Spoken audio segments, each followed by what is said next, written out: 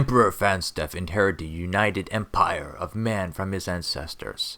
Empire was at peace because previous rulers conquered every other nation on the continent. Fanstef, to prove himself worth legacy of forefathers, chose to launch a campaign against a place no man should enter, the Netherworld. His twisted ambition may only bring destruction by unleashing forces of all worlds' evil onto the lands of mankind.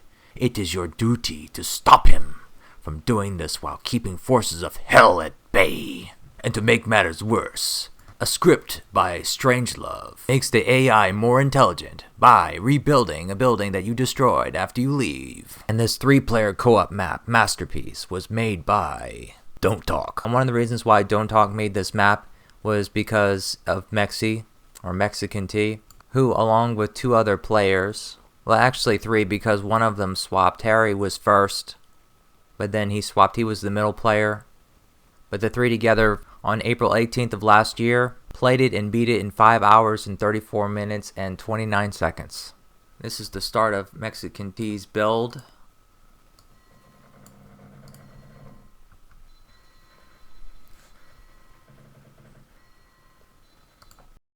It's in R12485, so this is not the same version, the current version. So I thought I should show this briefly.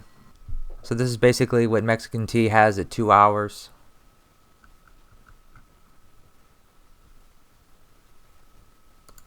And this is what Harry built. And Harry's a very active member at the KaM Discord community also. And now it's showing for this town that Mexican T was playing this town. So maybe that's what happened, I'm not sure. This is the player 1 location. So basically this video is about Border of Life as a map as a whole. So I'm going to try to give some tips. I've already shown some example builds, so I didn't do any work from that end, but what I did do is I beat this in the same amount of time that they did. I used a lot of save reloads, but I played it by myself and I learned a lot of things. So I'm going to give some tips that I learned how to deal with this AI that will make it easier for people who do play it as a team of 3 or team of 2.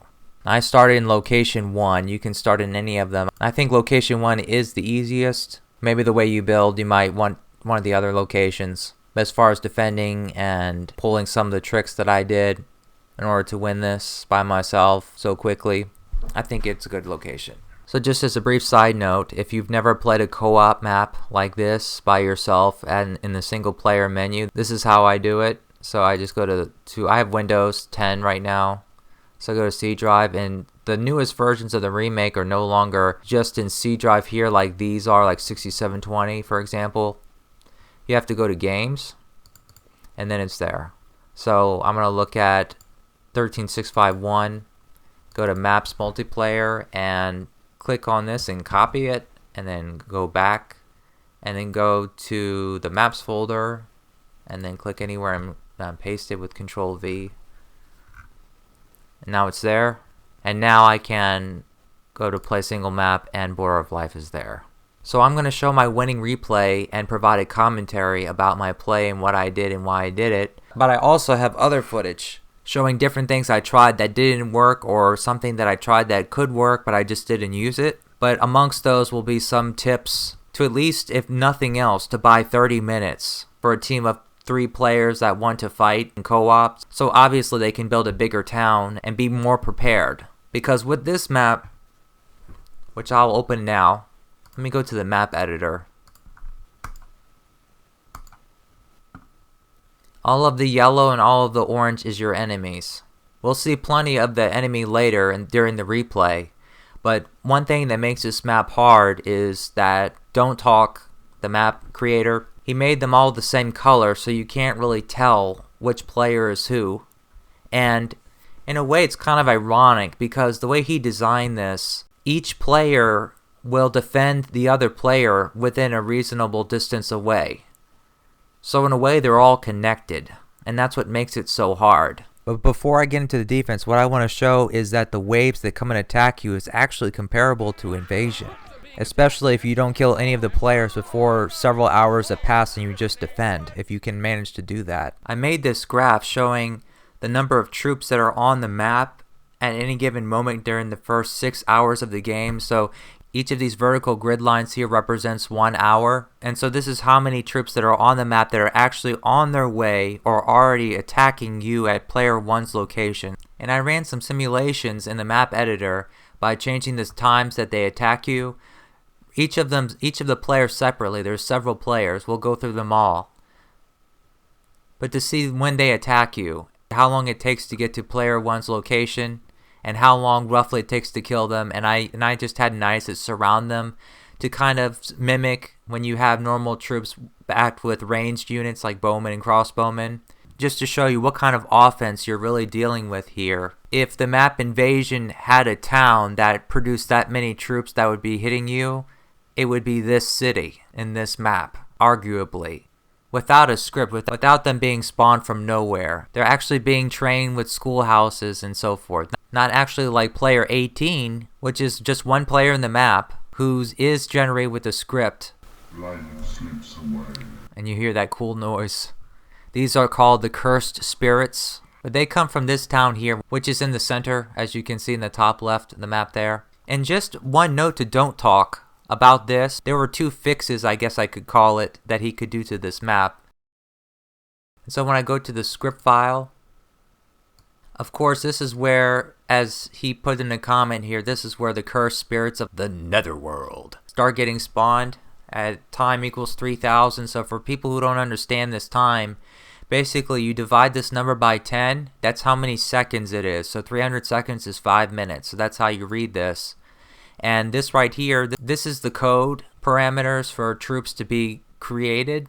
And this is the web page you can go to get this information. But give group is a function with these parameters that you see on the right here. And one thing to note is that it says player 17, but it's basically player 18 because it starts with 0 for player 1. So it starts counting from 0. So this is actually player 18 gets these units. But the point is, the second to last parameter is count, or the number of troops.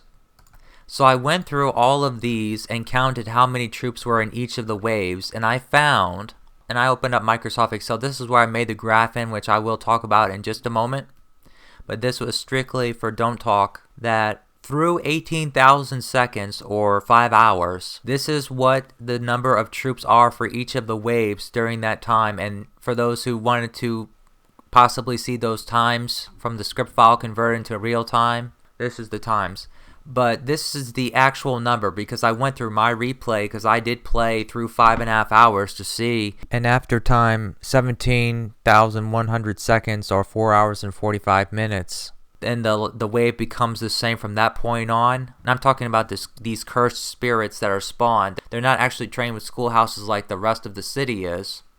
These are the actual numbers. So on Discord, Don't Talk said that he wants to maybe get to like a peak of 1,000 instead of, which looks like right now, 800 if my model is correct. And it's not exact, this is just based on averages, so it's going to look a little bit different for every game you play, but this is just generally what it is. That especially towards 5 hours, this column right here tells you the difference between this column and this column. So at 5 hours, the peak is actually 145 troops more. So the peak should be, just based on the script file that Don't Talk created, it should be 145 troops more at 5 hours. Which we can see in the graph, it is peaking at 5 hours, but because that's actually when player 13, and I'll talk about him or it, whatever you want to call it, a little later, that's the player that sends the largest wave. So that's why it peaks then all of a sudden. So in other words, Don't Talk, you might already have the 1,000 if you just make corrections on the script. And I kind of know the cause because on knightsandmerchants.net, the English forum, I was a little involved at the very end with the development of Invasion. Particularly, I made some corrections to the placements of where the groups are placed, because when we go here, the groups are up here, and it may not be this particular point, but I'm sure all these waves after a certain point, if we see here, all the waves after 46-70 seconds, they have fewer troops than what's in the script. And that's because these groups need to be placed further down, because they're probably going off the map. Basically, I guess maybe either move them down or increase this number for the columns for the last parameter past that argument as a bigger number so that we have more columns so that you can get these groups bigger. So that's one of the things. I'll talk about the other things soon enough. But right now what I want to get into is to give a power ranking, so to speak, of each of the players. So we'll go through each of the players to see how powerful they are based on how many troops they send and also how often they send them on average. And Ray, the main KaM Remake developer, he asked me how I got the data to make this graph, and so I'm going to get into that now, but it's also going to tackle that power rankings of the players to get to know the wave timings and all that for the other players, not just the spawn troops that I already showed you the timings for. You pretty much have it, and you see how many are in each wave also. But if you play this as a single player, they're going to come after your location. They're going to go after the nearest building, which is going to be your storehouse at the beginning, but then it's going to be buildings that you build closer to where they start getting created from, of course. So let's take a look at the players in the order that they attack you. I made this little folder here so it's self-explanatory, but in each of these I have an image. But basically, player 6 is the first player. You can see in the top left where the player is. I have it color coded something different than the default yellow, or later on with the players 11, 12, and 13 orange, just so that you can see where this player is on the map, because the map is so large that it really helps. Anyway, so at 48 minutes and 20 seconds, they're going to have one attack of just these 4 groups here. But then starting from 1 hour, it's going to be this 9 group of scouts. So how this looks is these are going to be filled in 3 rows deep. So these are going to be 12 bowmen, 12 lance carriers, and then over here it's going to be 3 deep, so that's going to be 9 scout. So that's what attacks you first in this town. And you wouldn't think that these troops here are actually part of this town, because they come to this bridge here, which is far away from this town, because there's towns beneath there. Right here you can see this is another town, but it is. So this is player 6. Next we have player 9 that will attack you at 1 hour and 30 seconds. So I don't really have to read this anymore. It's there for you to see in the top left of the screen. These will be filled in, so that's 2 groups of 9 knights and then 12 of the other 3. You can see in the top left of the screen here that player 9 is at the top here. On the opposite side, they're going to attack soon after. And they look the same. It looks like it's mirrored almost. And these 2 top towns, players 9 and 15, are pretty much going to send the same waves at the same time with the same purpose as far as defense in the city is concerned. Then following them is going to be player 5, a player that's kind of like inside of a town, deep within somewhere, just in a random location.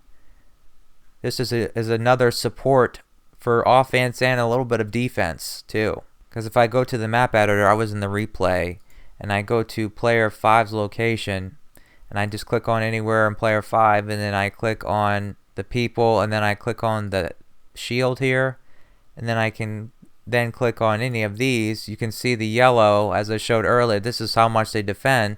So they're going to defend players 7 and 8 somewhat, which is these players here. You can't see that this is 2 players right here. Actually it is. So I can go to click on like player 7, and then click the 2 people, and then click the flag, and then change the color to something else so you can see the difference. This is player 7 in purple now, but then the other yellow player is player 8. But player 5,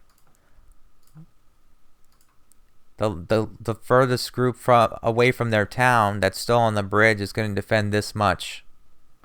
But anyway, he or it attacks you at 1 hour, 23 minutes, and 20 seconds with this amount of troops. And so don't talk. This is the next note I have. This is the last thing I really had to mention. It was really nothing that major.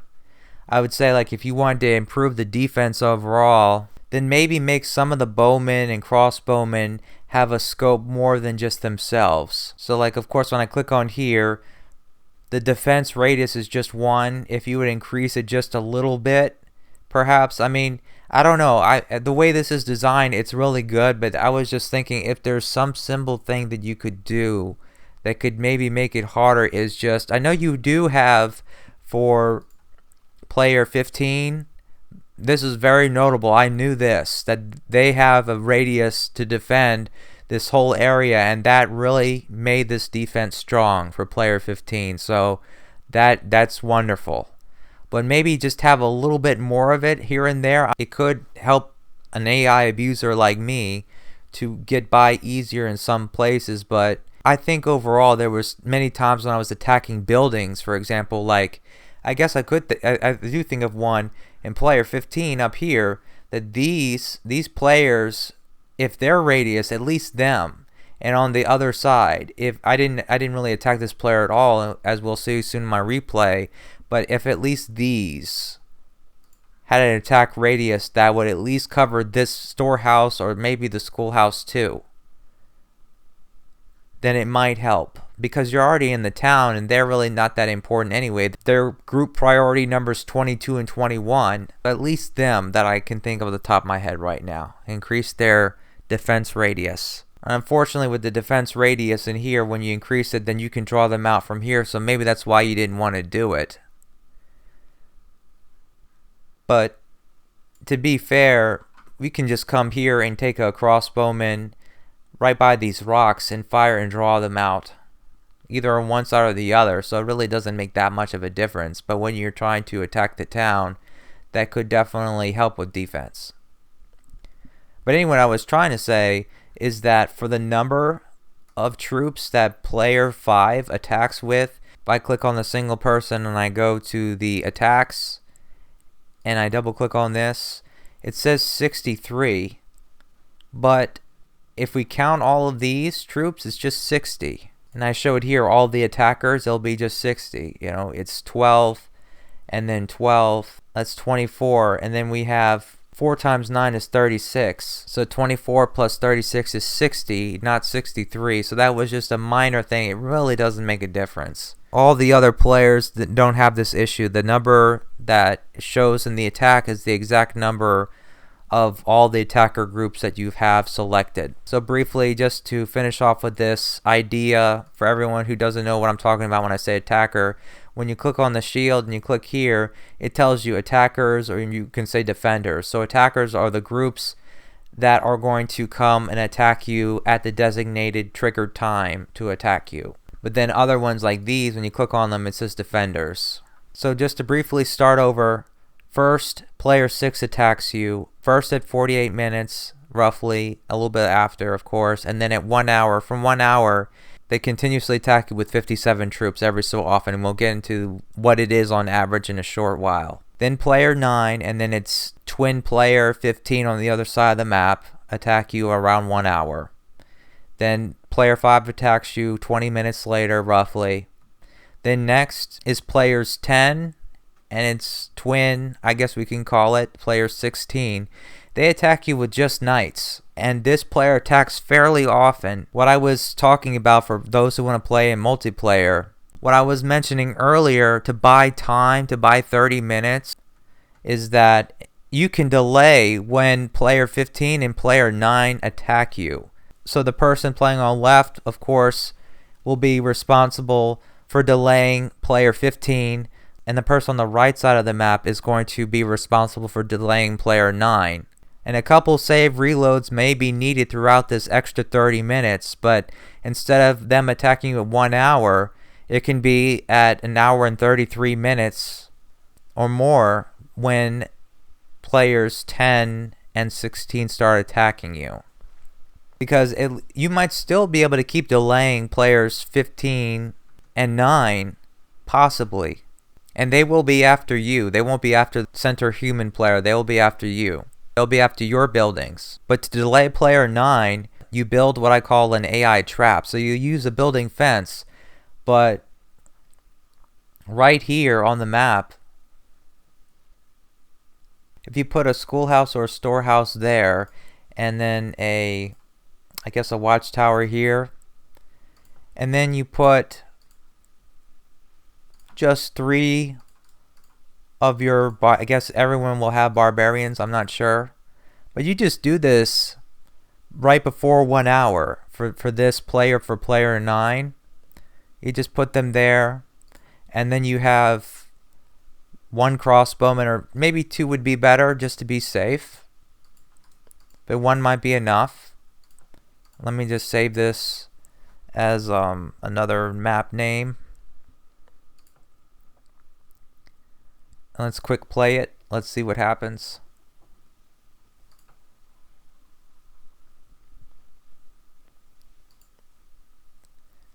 You see, these are the groups that are going to be attacking you. It's not going to be any other groups of this player. So, yeah, there's no more groups here. It's just all of them that's going to be grabbed by this. But you see, you're pretty much untouchable. And they'll keep coming. So, as time goes on, they will keep coming. They won't ever stop. And I'll just show it right now, even though I might show it again later.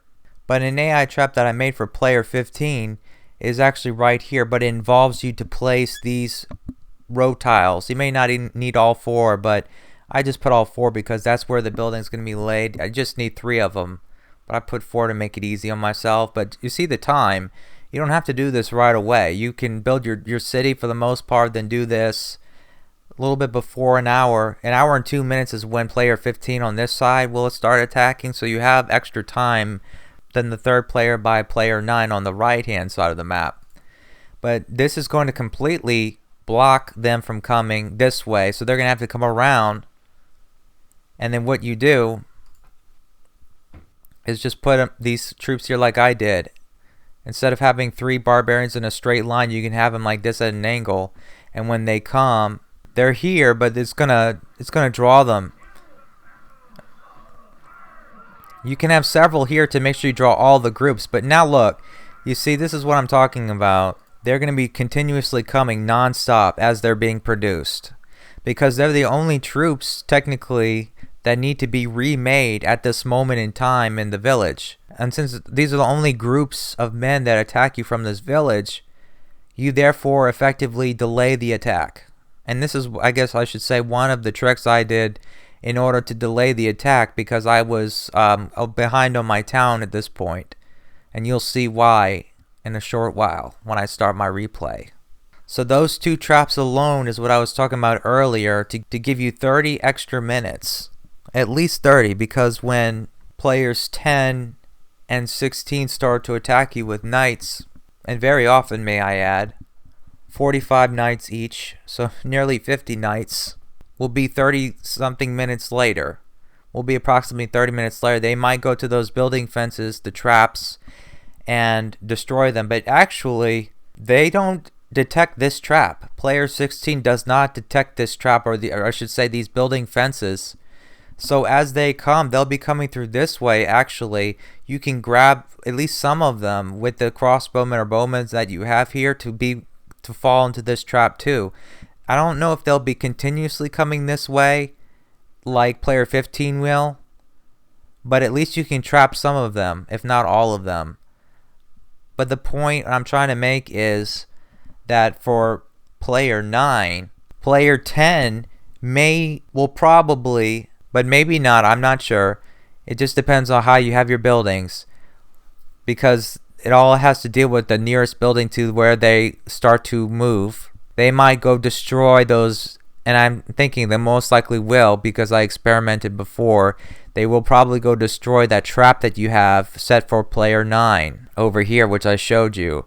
So that's why I'm saying just it'll only buy you 30 minutes before they both start to attack you. But 30 minutes, of course, is a long time to delay the attacks from them. You'll still, if you don't kill this town, which Mexican T and his team did go and destroy this player that starts attacking you at 1 hour consistently. That's the easiest town to take out. They're defended by surrounding players, but not a whole lot. They stick out like a sore thumb.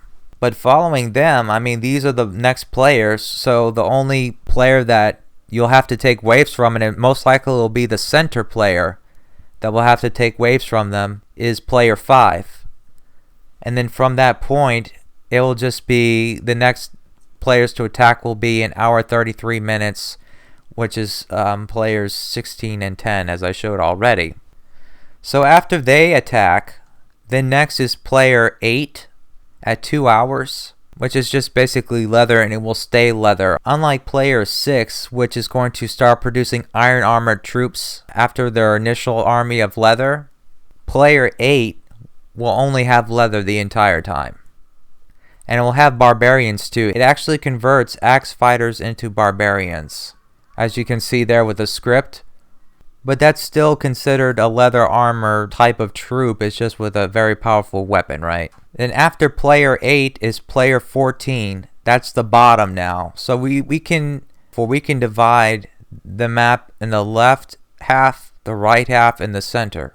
A key time is going to be 2 hours and 6 minutes, because that's when the entire left and the entire right is going to be attacking you, should you have not destroyed at least part of them. And most likely by that time you still won't have destroyed all of them yet. And the way it's going to go in this replay, as you'll see, you pretty much have to take all of them out, all 3 players on each of those sides that are stacked on top of each other, in order to take them all out, because they're all connected. And that's one of the things I guess I'll get into later with the defense. But you have players 17 and 14 that are kind of like twin players, so to speak, that will attack you at that time. Then the center players start to attack, the main ones. So I didn't mention player 7. Player 7 is here, nested with player 8. But it turns out that player 7 never attacks you. Similarly, another player that never attacks you is this player here. These crossbowmen, and originally at the very beginning of the map, they have a group of knights. But this player never attacks you, and it's not the same player. I think this is player 4. Yeah, it says AI player 4. But player 18 comes and is friends with player 4. And that's the one with the script, the cursed spirits that come from here. They attack you, but not this town. So player 7 is strictly for defending player 8 and partially player 6. Player 11 will attack a little after 3 hours. Player 12 a little bit after that. And then player 13 at 5 hours. That's the big one. I didn't mention it, but clearly all the troops in each of these images that have a rectangle, those are the attacker groups that we talked about earlier.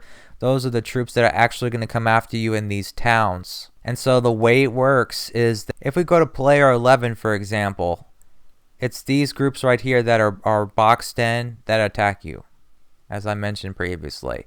So the way this works is when we click on this is going to be a group of 15. And this one's going to be a group of 15, and this one. So as soon as the last group, the last attacker group, I should say, is full, then they attack you. Even if the last few troops are not all together with that group at their post, as soon as they're filled, that's when that certain AI player is going to send the attack wave. So player 12 is just basically the mirror image of player 11. And I have 16 written here because this and also player 13 are the only exceptions to where you're not going to have just 3 rows of troops in the group. You're going to have 4 rows. But the rest of them fill in that they're all just 3 rows. And therefore, you can easily verify with these images that I've shown you the number of troops that attack in each wave, which you can see in the map editor by coming to Border of Life and then going and clicking on a troop, a village that does send you waves, and then click on a single person, and then click on the swords crossing each other, and then here it tells you the number right there is 152, just to verify what I'm saying, but it's correct. Now back to the question Ray was asking me about how I got this graph. So this will be brief, hopefully, that I'm going to just go through a little bit of the steps in Microsoft Excel that I did to make this. But at the same time, I'm going to also inform everyone else how often, on average, each of the towns send attacks. Each of these tabs down here is a different player number. So I'm going to do that right now, actually. I'm going to say how often each town sends attacks on average. So for player 5, the average is 478 seconds, so I have it highlighted, and it'll be the same for the rest of them. That's about 8 minutes. So you can expect every 8 minutes that player 5 is going to send 60 troops. Player 6, 1466. Player 8 is 932. Player 9 is 621. Player 10 is 355. Player 11 is 503. Player 12 is 421. Player 13 is 394. Now think about that. Player 13 is 300 something seconds, but they send 150 troops. That's very, very powerful. So that's definitely number one with power rankings. Player 6 is very weak. They only send 57 troops. Even though they eventually become iron armor troops, they send them every 1466 seconds. That's about 24.5 minutes on average. Player 8 sending 84 troops every 15.5 minutes. That's stronger. Recall that player 9 and player 15 are roughly the same, but player 9 is more often. So when Mexican T got location on the right in that replay, he was taking a heavier load. So I'm not sure if Don't Talk did this intentionally, that they're not equal, but that is the case. The more skilled human players should stay on the right side of the map for sure. Let's compare 10 and 16 because they're like twins also. So player 10 is 355 seconds, 16 is 344. Maybe it has to do with town efficiency because that's what really determines this, and that's why it's random that we have to take averages. And then finally, let's compare 17 on the left side with 14 on the right. So player 17 to the left side is actually more frequent than the right side, at least with the trials I ran. And player 18, their entire behavior is determined by the script, not by how efficient the town is, if the town's starving or there's traffic with the SERPs or what have you. But anyway, that's that. So now I will continue to focus on the graph, but afterwards I'm going to start my replay and start providing a commentary with that alongside it, along with additional footage, actual gameplay for the rest of the video after I'm done talking about this graph and how I got the data in order to make it basically. This is basically the average of 4 times they sent a wave because I actually took the average of the differences, which tells you exactly how much time in between each wave it was. And the way I did these attacks, I have some replays. I modified the map as I showed earlier for each player individually to come attack me. So for player 5, this is the replay I have for them. At 15 minutes and 2 seconds, 1 second, it might be off by just a second that they send it, but that's about it. I fast forward a little bit to the next wave that they come. But basically, they're attacking me really early because I changed the time so I don't have to keep feeding my troops, my knights over and over and over again to wait for them. So it saved me time that they can attack as early as possible. So I kind of made sure that if they couldn't fill their village by the time that I first have them come attack me, that I filled it themselves so that they behave as they will in the game itself. So the next attack should be at 22 minutes and 7 seconds from this particular run, as you can see there. So I'll slow down hopefully I can in time. Yeah, see 22:06:07 or so. So basically I did that for every single player and I put it in this spreadsheet. So that's these times here, and I wrote a little Excel formula to convert it into seconds. So I didn't have to do it myself, and I just copied and pasted this spreadsheet for every single player. So it was worth writing the formulas because I'm kind of good in Excel. But once I took the average of these, and I got the average number of seconds per wave. So that was one of the variables I needed in order to get this graph. Another variable I needed was to just from these type of simulations calculate just about how long it takes for the first troop from the wave to arrive within a reasonable part of player 1's home base. So that's this. And then also the reasonable amount of time it is to kill them. So from the moment that the first troop arrives to when the last troop in the wave dies. And I did this for each wave separately, so this assumes that this is just one player's wave at a time being killed as they come. And so based on the number of troops that were sent, which I have here, that's I2, and based on how long it takes to kill them, that's L4, I have a little formula for that, right? Just basic troops per second. So this was another variable I needed. I needed the rate in which they were killed. and I needed how long it took them to get there. I needed how long on average each wave is sent, and I needed to know how many troops there were. Once I knew all those things, and again, I'm not going to show this for every player, just for the player 5, they're all the same. Players 5 through 17. Player 18, the spawn troop script's a little different. I'll show that in a little bit, but let me just go to the sheet. Data with formulas. So in here, I'm going to, and just again, this is for people who don't want to go rewind back but want to take care of it now. This is the timings for all the waves from player 18, the cursed spirits. So you can mark them down or take a screenshot of this just so that you know. And I'll also show a little trick for the center human player that I used to take care of them when I didn't have my town up ready, that they can have a little AI trap also. So this is a filter. I'm going to lift it or clear it so that we can see the table.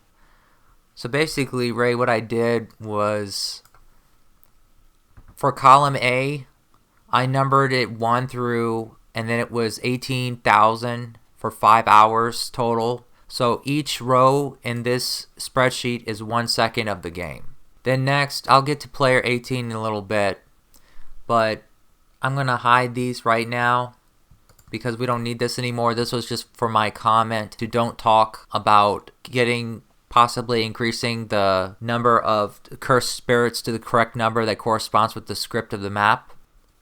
So I'm going to hide these. And I'm going to just click on player 5 and show all 60. So basically, if I go back to the image with player 5, 60 represents how many troops are coming. And I know when they first attack. That's going to be in 1 hour, 23 minutes, and 20 seconds. That's 5,000 seconds if we convert it. So that's what it is here, 5,000. I have this format in Excel, which, well, based on the average time in between each wave, which is 478 seconds, I wrote this formula here. And I have formulas here that have indirect concatenate. For those who don't know about Excel, basically it's going to look at this cell here and then look at the sheet named that, because I have these sheets named the exact same thing, player 5 verbatim, as this header of the column that it's in. So it's going to go look for the number that's in M2 of player 5 sheet. So M2 of player 5 sheet is this. That's the initial attack. And then we have I2, that's the number. So we come back here, we can find I2 somewhere in here. It's there. I can explain this formula later, but I don't think that's really what Ray was asking. But basically, I wrote a formula that tells me that spaces these out across the timeline all the way until, and it wasn't 18,000, I actually went to 6 hours. I ended up changing to 6 hours. 6 hours would be 21,600. So the next attack would not come by 6 hours, so it's not exactly 21,600. The last attack within 6 hour period is going to be a little bit before the 6 hour mark. So that's why it ends there. But once I had this, and this is the only cells that are filled in this column, just with those 60s. But what I did was, I did this for every single player. So every single player has a certain number that represents the number of troops. If I do this, first lift that filter, that has the number of troops. So like 11 has 90 and 10 and so forth. So I did this for all of them. The same formula applied for all of them. Because I formatted all these sheet tabs the same, every cell in them, so this formula pulled from them appropriately for the column that it was in. But then I wrote a simple VBA script that when you select the cells, it's going to convert all the formulas into just the number that's there. So that it gets rid of the formulas. Because what I was going to do next is write another script, or a macro, I called it here, that will fill this in. So basically, I'm going to go back up to the top. And let me just go to player 5 as an example. And I'll hold down Control-Shift down to get to the first 60. And let me go to player 5 sheet. Time it takes to arrive at the location matters, so that means I need to go carry down the 60 to 135 cells. So 135 plus 5,000 is 5,135. So I would just go to 5,135, with that first selected as you've seen, and then hold down shift and click, and then press Control D to fill it in, all with 60. Because technically speaking, the wave is alive before they get to your base. Because this graph assumes that you don't go destroy the AI towns at all. So that naturally could assume that you're going to just wait for them all to get to your base, because you can't have troops out there outside of houses that defend your town. They're going to get killed very easily by all these men that are constantly coming.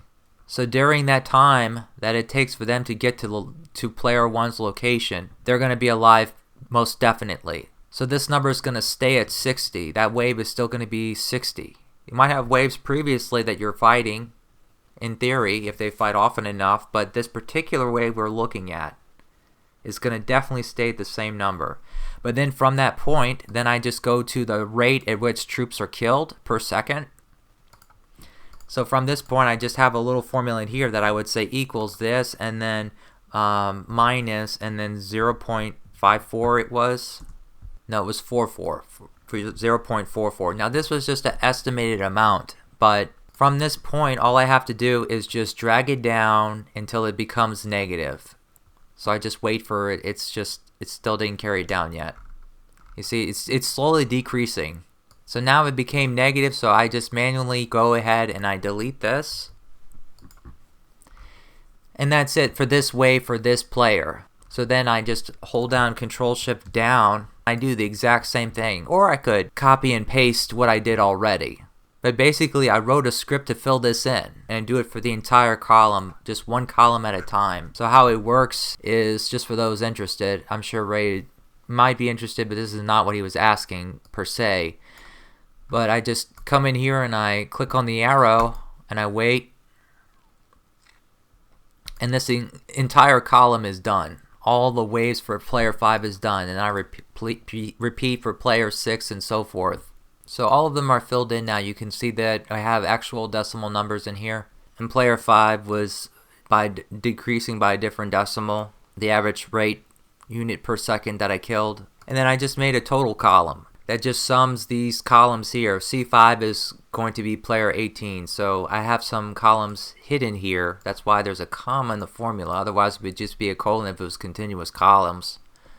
But I just have a sum here of the number of troops of each wave for all players at any given second of the game. So that's how I did it. So then all I did from this point was I selected all of this column, then held down Control, clicked that cell, and then came up here and held down Shift to select this column. And I said Insert, and then I said this. And this is Office 365 for those who have Microsoft Office. Then you right click on here and you say Select Data, and you uncheck Series 1, and you say OK. Then I get this graph basically, and then I did a few more things to make it look like this, but that's basically it. So let me just mention how I handled player 18, player 18's column. Let me go to the first sheet that has formulas, and then I'm going to look at the cursed spirits. This is all the waves for that player's scripted waves. Let me go find the first one. So I just wrote a slight modification of the fill program for them, for this instead, and it would fill this out this exact same way. The only notable thing to mention, and let me ignore it, this is the one that's in the script file. This wasn't the actual, so I didn't use this one. Of course I used C. But in Don't Talk script itself, we come down to the very end. This doesn't last forever. It says if it's greater than 167,000, or we have to divide by 10, so it's just 16,700, then just repeat. And I'm going to search for a formula, so I'm going to search for equals. I seem to manually have put in the number of troops that actually come in the waves up through 5 hours, so that's 18,000, which is here because the first formula is here. So basically this kind of matches. So if the number of seconds, that's what this part is, mod 900 is equal to 0, then it's going to be this final number that is in the final wave that's in the script. So I have this formula from this point on, but it could have been from 16,700 technically. And so I wrote a script which will fill this in manually too. So these numbers are there. I'll just show real quick that the script I wrote works for spawn troops only. I just run it. And I go down to the first wave, and you can see it survives for a certain number of time. I have a certain average rate in which units are killed per second for them also. I just made it 0.8 because it's a little faster for them, because they're not very strong troops sometimes, and a lot of them are scouts, so they get there faster and therefore die faster in theory. So I made it a little bit higher than all the other players.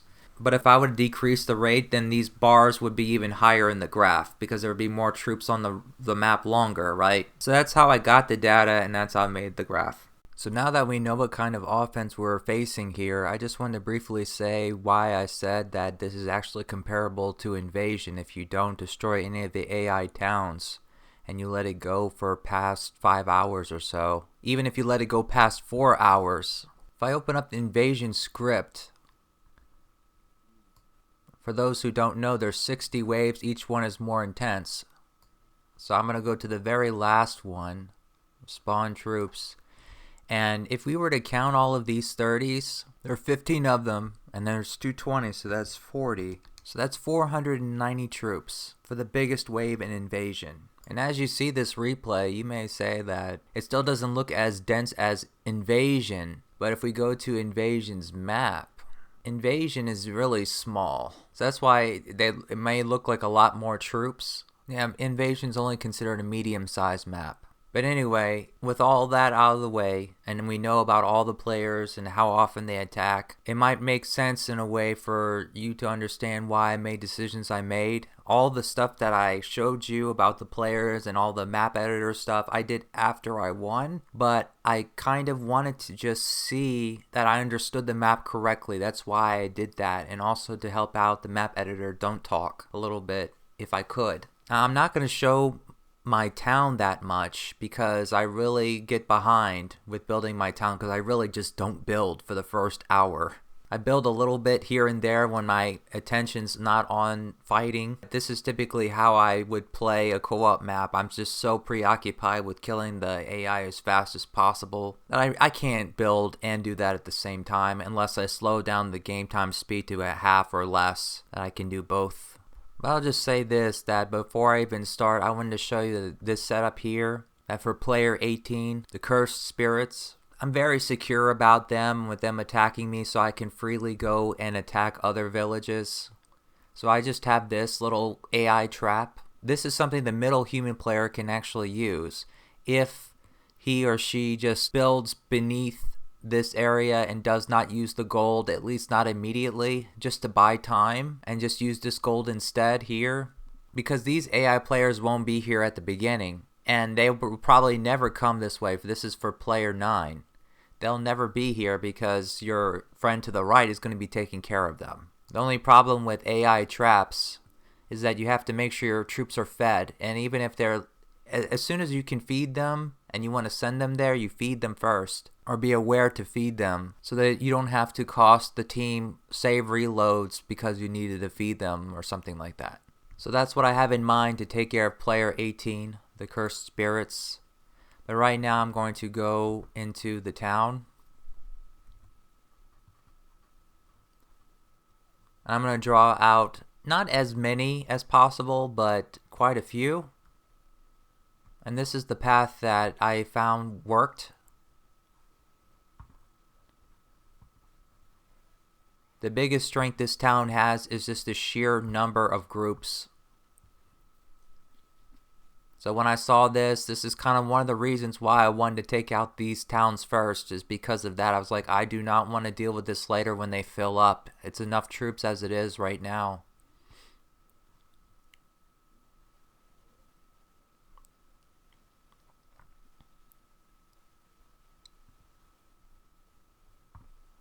I halted him there. That's why he could get away without hitting the surf. So you have to do all kinds of things, and I think I halted him earlier down here.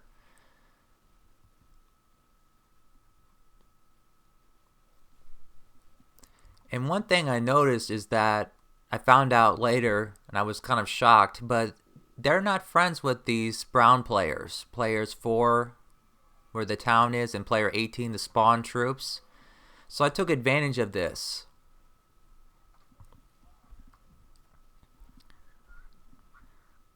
And I hit this tower somewhat because I know about Strangelove's script for laborers to not only rebuild buildings but to repair them. And I intentionally throughout the game I'm going to hit buildings that I really don't care about destroying, so that the laborers that the village has are the first laborers that are trained in the schoolhouse as a result of me damaging a building will go to those buildings instead of the ones that I'm trying to destroy. It's not always possible, but that's what I tried to do. So in the meantime, both ranged and non-ranged are getting killed because there's crossbowmen here in towers. And I have my scout up here, so I had to reload saves to make him go through the tower on the side here and still surviving. So it was just like reloading saves with the towers and these powerful crossbowmen not killing scout.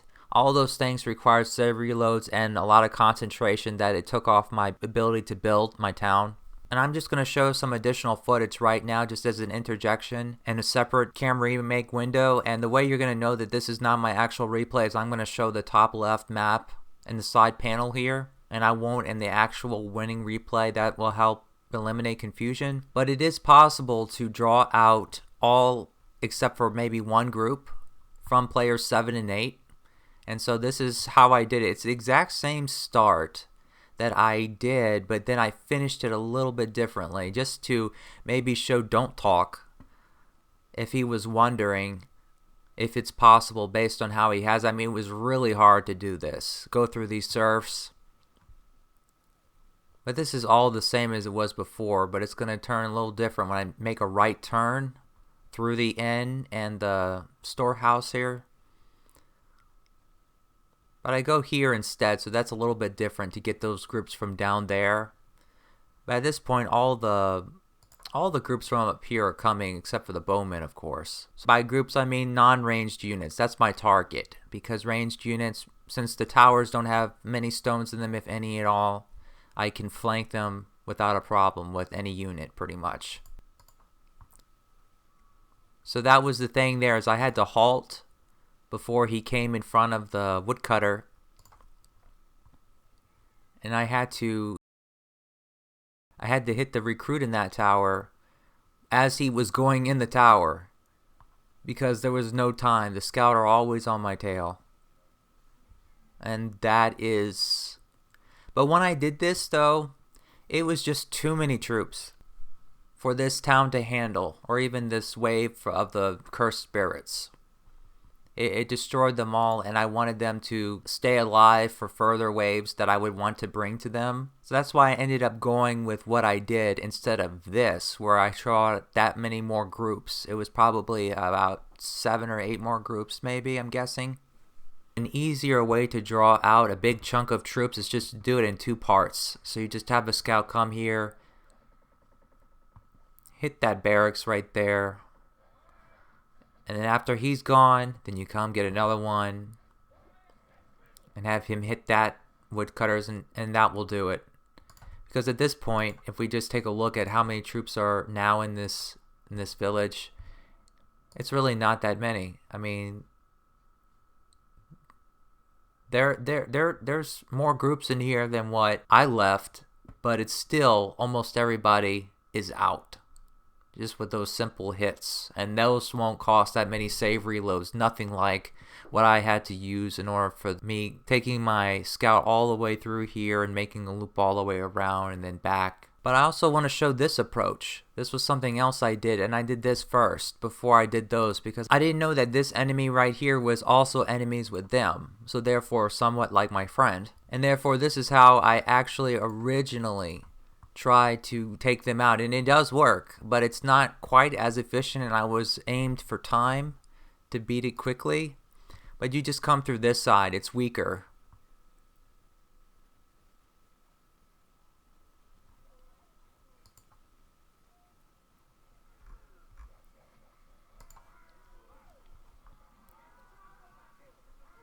You can kill them one group at a time and without losing any.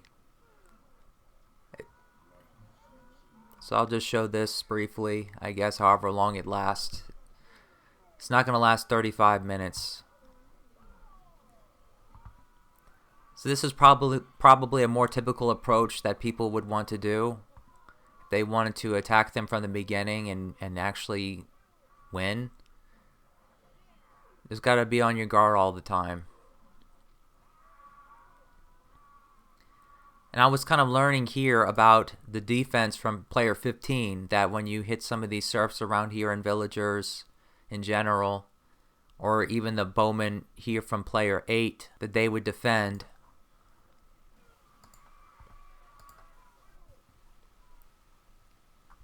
But at this point, I do start to draw out some groups here. And what I do is I have the trap, because I didn't know at the time, again, that those were my enemy. So this is how I took care of them. And I separated the ranged units that came with the scout here. I killed them so that it was only non-ranged that would come to the building fences and get killed.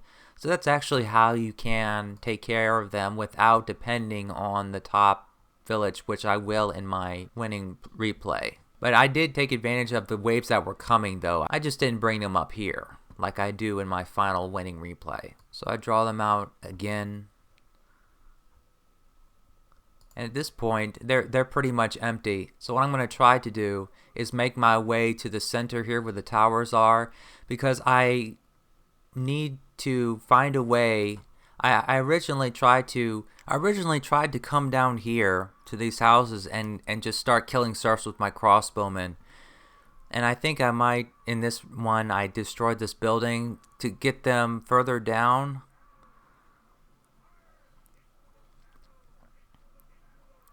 Yeah, I did. And I have these troops defend too.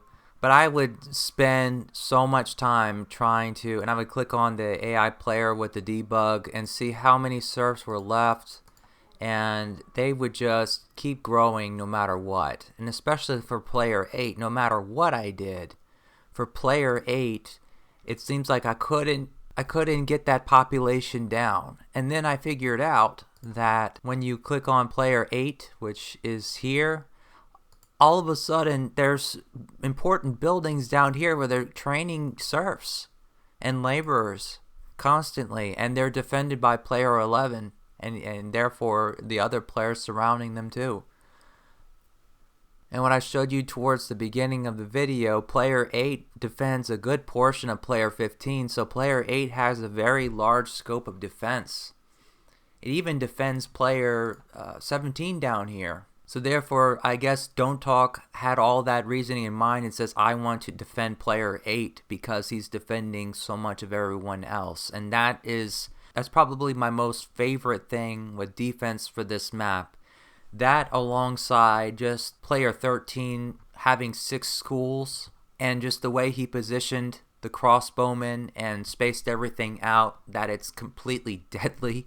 Even for someone who wants to reload a lot of saves, they're going to have a lot of problems if they want to try to put a few knights through. I think it's impossible to put one knight through and actually do something with him without some help or doing something extra. But that's understood. When something that extreme, it should be good defense. It should be. That's not always the case, and it hasn't been for many of the maps in the remake and when they had a large number of troops. But this alone, with player 8, with this design, it was very, very good. Yeah, so anyway, doing this was worthless. You have to aim to go destroy the barracks to stop production. You can go for the schools because, again, the schools for player 8 are down here. You can't go for the storehouses because the storehouse is down there. And to make matters worse, for player 7, some of their important buildings over here, which is also protected by player 5. And also, of course, protected by player 12. And the military buildings on this side are protected by player 11. And also player 15. And also, after I first draw out all the troops, I also try to fish some scout through here. Just a good old trick lure out troops and then go do damage as fast as possible. So I tried to go for the barracks here because I knew that. I guess I went for the storehouse first, but I did try to go for the barracks in this run. But player 8 is just so productive with producing troops because there's 2 barracks, of course. Player 7's really not a problem. I would say that player 7, if Don't Talk could improve this map some, he would strengthen player 7 somehow, maybe make a 3rd barracks, something like that, because player 7 is just notably weaker than player 8 in resiliency. It's so easy to neutralize them, even without destroying their barracks until much later. I knew there was a distinctive difference between them. Not only does player 8 defend other people more, he defends himself more than player 7. So this was no good. I had to not only have troops to come here to attack the building, I needed to have my ranged units and everybody in the town here not getting killed by these towers, so I had to empty them and be cautious of that. But also not be distracted from all these serfs coming through the roadways here. So another strength of this village is that there's more than one way for the villagers to make their way to the schoolhouses and the storehouses to replenish the needed gold. They can go this way, they can come up here, multiple paths. So you have to basically block them all in order to actually kill all of the serfs if you tried. Which is really not possible, since if you attack this village at the beginning, it's really not possible to kill them all without getting killed yourself from the surrounding villages. And player 8, you can forget that. I'm just talking about player 7 because player 7's buildings are all here. But another thing too, that the towers in these 2 towns are really good. They're placed really well. I definitely have no concerns about that regarding defense. These 2 towers, there's only 2 here, but they cover quite a bit of ground. So anyway, back to the actual winning replay.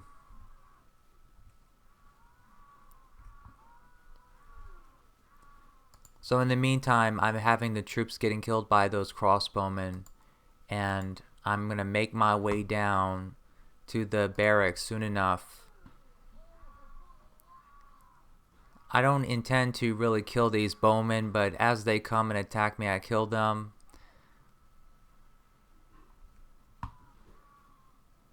But of course I have to draw out more groups that constantly get created.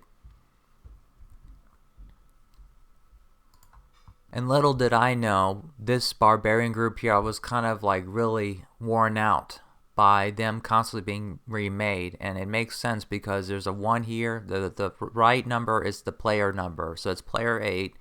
But number 1 means the priority, the first group that's going to be, like if this group is gone or any troop in here is lacking, they're going to try to at least put a single leader of this group no matter what. From my understanding, that's what it is, and it makes sense. So coming from this area and trying to attack the buildings here was affected by that quite a bit. So this is another thing going for the defense, for Don't Talk's choice to have that one as number 1.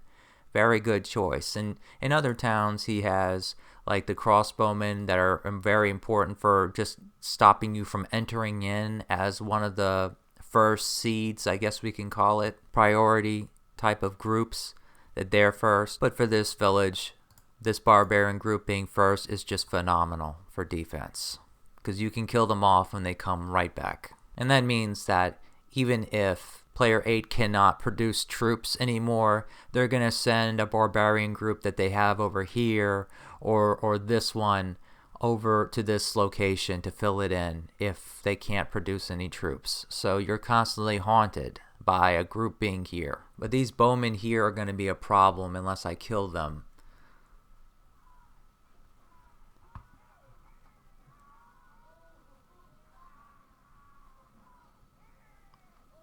So that my aim is to get to the barracks here and destroy it.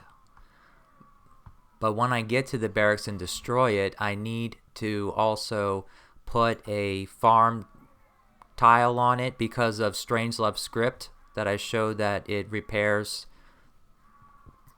and even rebuilds the buildings after you destroy them. That's what I mean.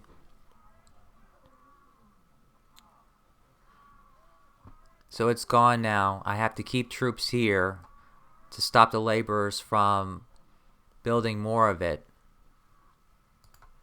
And I'm just going to put it on silent right now. I'm kind of distracted by the noise.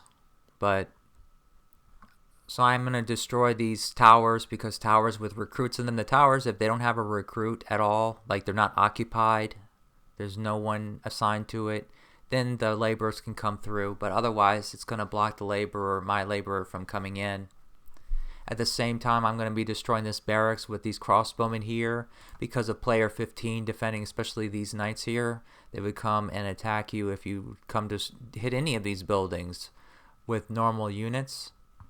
The only exception is the tower here, but as you can see, I already am preventing this player from making the towers again, and this player from making his barracks. And at this time, this is all I have in my town, and it's 27 minutes. So yeah, I managed to build the inn, and I did manage to collect some stone and wood somewhat. Usually people don't store stone, but I guess I should have stored more while I could have. But I never ran out of stone later on. So I had the building power the entire map, despite not having a town early enough as I could have. So of course, obviously now there's 2 barracks for each player, player 7 and 8, so I'm going to make my way over there. But before I do, I'm going to destroy this army. There's not that many of them left, because I already reduced production for both of them by 50%. At least 50%. I have a crossbowman up here luring those lance carriers around, but the barbarians really come in handy here, obviously. Yeah, I decided to come up this way above here, because these towers are just too powerful in the serfs for player 8. These are all player 8's towers down here.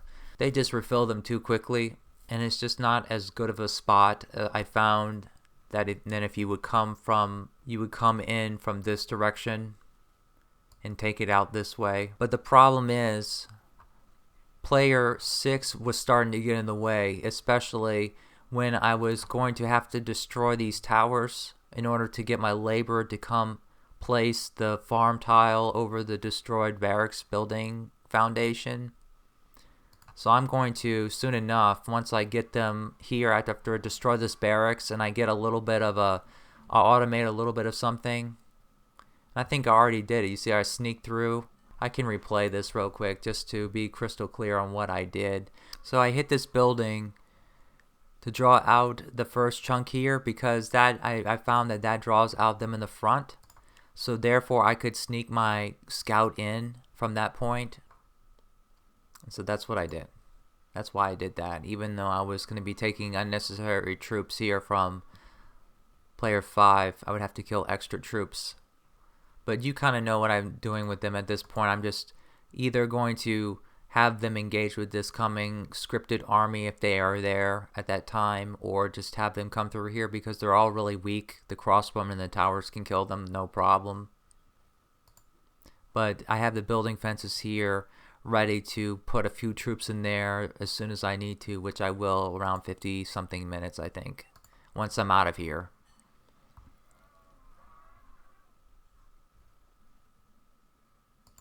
So here I missed it again, but here I'm going to now, after they're gone, sneak in.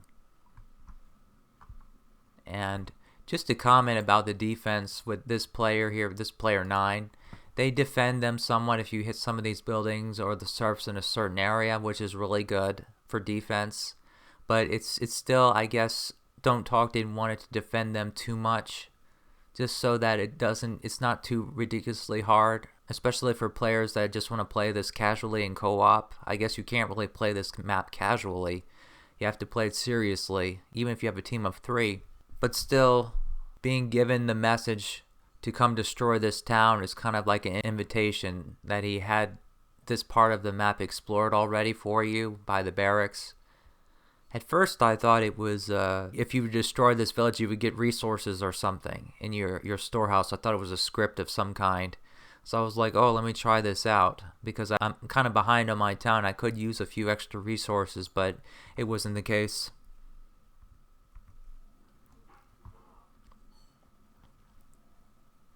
So I just found that sweet spot to hit them on the end. I had to take extra pikemen from player 9, but it was okay. Didn't aim to destroy any buildings, just to empty the town of serfs, and don't ever forget the last serf when it comes. So anyway, at this time I just have them like this. It kind of automated the process, and I'm destroying the rest of the towers now that I can. Player 5's units are out. I still have a few extra that came back. But even through all this time, I did not lose any units. I don't lose units until an hour and 20 seconds or so when I make a sacrifice, when I want to destroy player 5. Right here, this player, if you recall from earlier in the video. So there's a tile. Here, my labor is going to come. Oh, there he is. I'm just blocking these towers, so I don't have to worry about them anymore in the future. Because with my intention, even for attacking this town, was to clear the entire map. That's something I guess I should have mentioned in the beginning, but this approach, my intention was to clear the entire map. But actually, all you have to do is the orange players. You have to destroy their important military buildings. You don't have to kill all their troops per se. You just have to destroy the military buildings. That includes the town hall here for player 13. That's the only objective really in the map. So all of the yellow is really just a distraction. But since I took a peek at that 2.5 hour replay by Mexican T and his team, I was thinking maybe I should try to clear the whole map, but I wanted to finish in the same time they did, so I actually ended up just destroying the left half of the yellow, players 15, 16, and 17, that's them, and then all the central players. But I didn't destroy players 9, 10, and 14 in this winning replay, but I do have some footage on how, I mean, it's very easy. Once you destroy the orange players, you can just, after you destroy this last orange player, you can just, I mean, the path is straight to player 14's home base, right in their back door, that you can kill them without any effort. But we're going to see that when I come to destroy players 15 through 17, it's going to be quite a struggle. If you want to come hit them head on, it's really difficult. And I guess Don't Talk figured that if you've already destroyed these military buildings, that's the objective to win anyway. But even if so, if you come that far, then it's not really big of a deal that you have an easy way to come kill these players for whatever reason. And I really do believe that he thought that much ahead, because just the design of this map shows that he really does think ahead big time. So anyway, this is the last barracks. So I can't really kill player 7 and 8, especially player 8, but I can what I call paralyze them. So that's the end of this. And so at this point, now I'm going to set up this trap here, because I have no more troops that I'm going to send to destroy these waves. And I'm also going to go make that AI trap that I showed earlier for players 15, and partially for player 16, briefly for player 16, I believe. But now I'm going to finally focus on building for a few minutes, get things up. I noticed that food was probably running low. Yeah, it was running low. Only had wine barrels at this time and some fish that I had. So I'm grateful I built that fisheries. But I did build some mines for gold and iron, and I was storing the ore. So I had some in reserve, so that is at least one good thing that I did for my town, even though I had nothing else. But this is the trap that I made, so in an hour and 2 minutes they're going to start attacking, but you can see that player 9 is already making his way over here, but he's going to go for player 4's buildings first.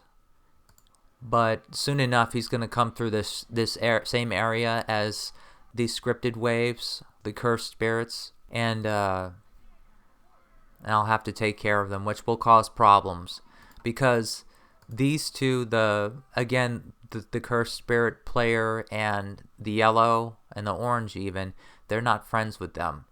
So when they fight, like I have crossbowmen here firing at the troops as they come, but as soon as they fight with the yellow, then whether I was successfully making the yellow or the maroon, I guess this is the maroon color, the maroon player come after my crossbowmen instead of the nearest building, which is these building fences, then they're going to forget that I fired at them after they fight with each other, and then they're going to come destroy the building fences. So sometimes I'm going to be having them like this, turning them around to fire at these troops that are coming now, because I have to get them to remind them to come and try to kill these crossbowmen and forget about these building fences even being here. So that's a problem, and that's why I kind of don't lure for long or at least I don't allow the yellow player and them to come to this little AI trap. It doesn't last long, that's what I'm saying. What I'm going to be doing now is aiming to build buildings, which I already started, because I'm preparing for the worst. Because I went a little bit ahead. This is me starting over from about an hour all the way, or maybe even 2 hours into it. I was almost 3 hours in, and I realized that players 15, 16, and 17 were starting to come, especially 16, of course, obviously. In an hour and 33 minutes, they would come here. So I wanted to have some buildings built, ready for them. But I also wanted to have some buildings on this side built, and I found that this actually blocks the entire area. It's really good, except for right here.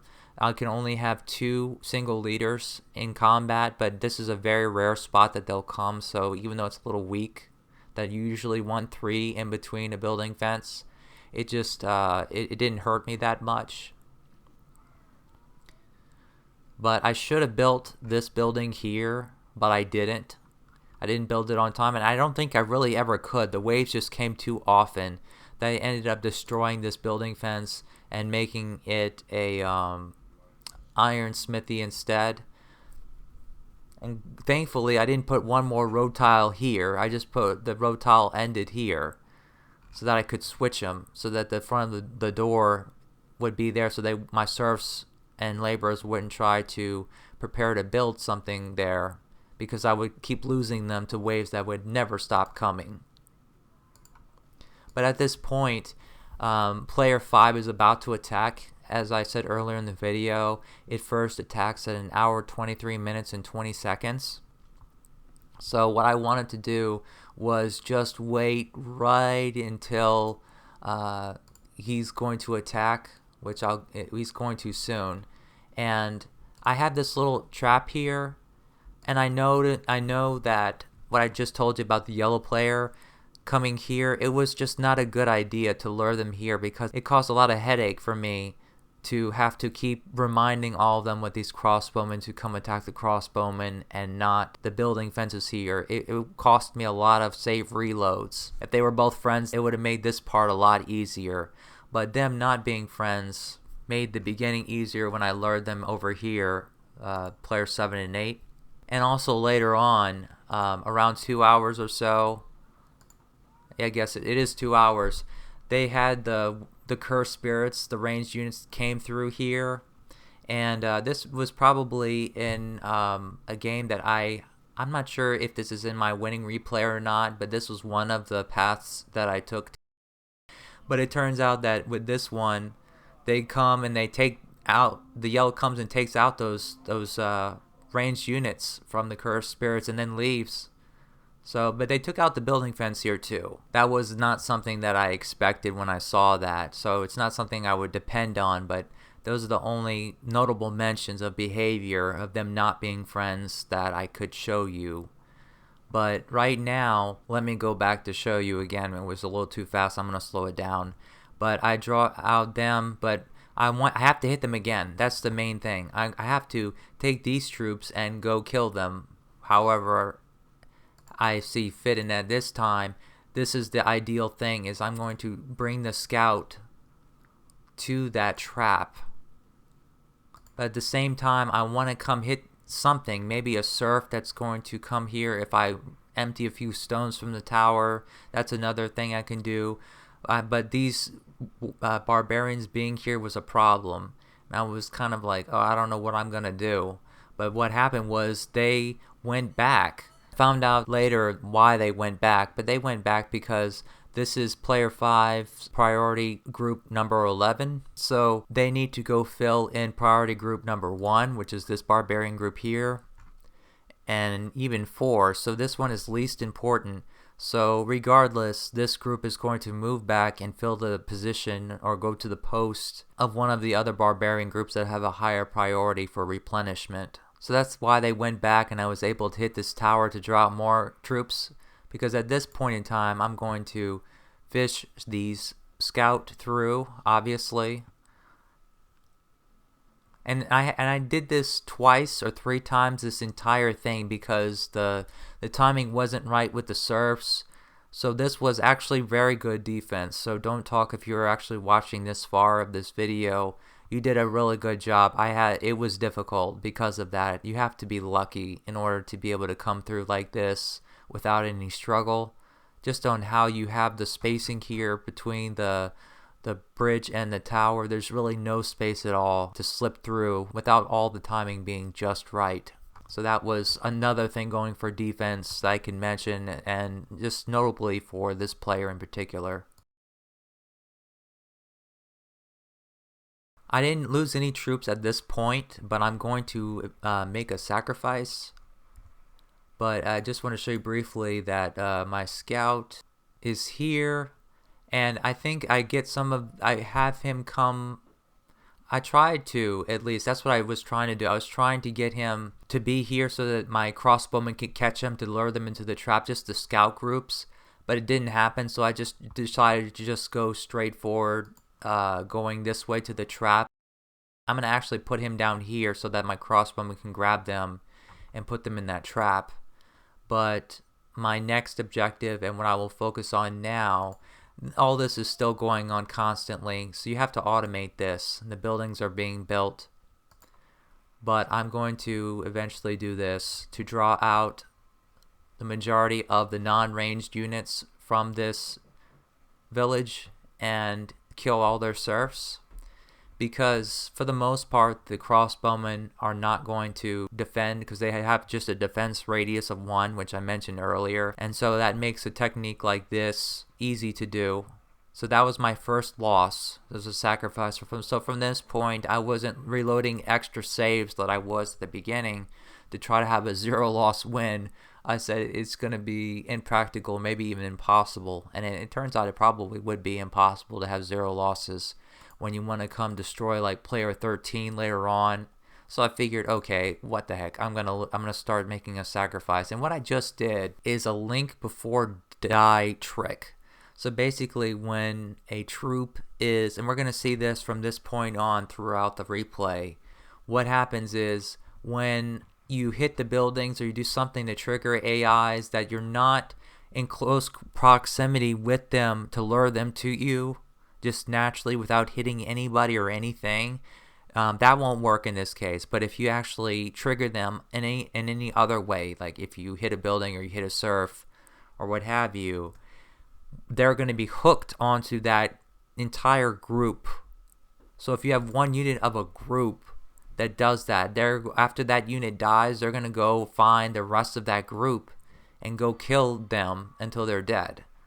So what I did was I linked him with him over here to draw the rest of them to this trap also, because I didn't want to draw them over here because the cursed spirits were coming here still, so that they're going to be coming to this scout now. So that's why they're mysteriously leaving this town without me doing anything, and when that happens, then this is when I can go for the kill. Of course, this was a little difficult with crossbowmen just because they're so powerful to scout, and even to knight, but to scout especially.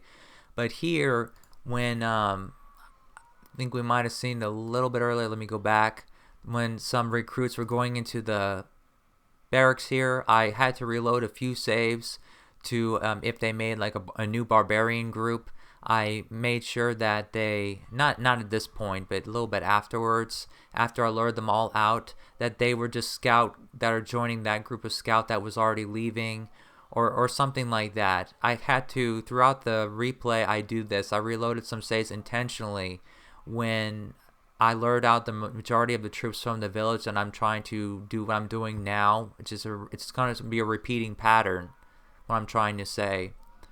But I did do that to make it easier. So that's another thing that it might look for Don't Talk and other people who watch my replay, that the defense isn't good, it really is good because it has randomness going for it. So save reloads is one of the things I use to bypass this. So it is good defense. It really is good defense. Like, they can still kill you even at this point. And if you trip up, all the surrounding villages will, if nothing else. So that's pretty much the end of this village. Now my aim is going to be, I know at this point, player 16, they are coming this way. I have barbarians here now with these houses, and I still don't have any yet because at this point I have gold production at an all-time high, and I have a town hall set because I find that barbarians are best to use for this situation where any troop that's non-ranged can be coming. Barbarians are most reliable. They're better than knights, and they kill faster too, which is a plus. Their only weakness is crossbowmen, like if some crossbowmen from the enemy would come, but I'm going to show you a little later how I take care of them, which is a problem if you don't. But anyway, player 16 is coming here now, and I have some extra troops that for some reason, I guess this is player 5. No. Yeah, that's player 5. I don't know how they came here. I forgot. I actually remember why. I'm going to be building this building fences, or I might be doing it at this moment, but very soon, if not soon enough.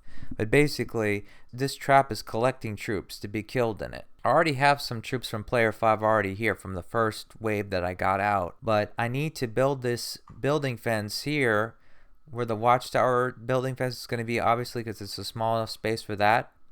But this needs to be clear for that certain amount of time that I need for my labor to build that. So even though that I lured out the troops from here, the second wave, to go get killed over here, I realized that it's going to be too many troops and I'm never going to be able to build that building fence in time. Because I'm trying to get this up to seal this area off, because I'm going to be using these new building fences to take care of players 15 through 17. So even though I could have killed the troops from player 5 that I lured out, all of them, with this trap, I chose to bring the scout, which we'll see in just a second over here, to kind of, I think he ends up dying. I just let him die. And the remaining troops that didn't get in this trap from player 5 are going to come back home, but I already killed all their serfs anyway, so they're pretty much taken out. It doesn't matter.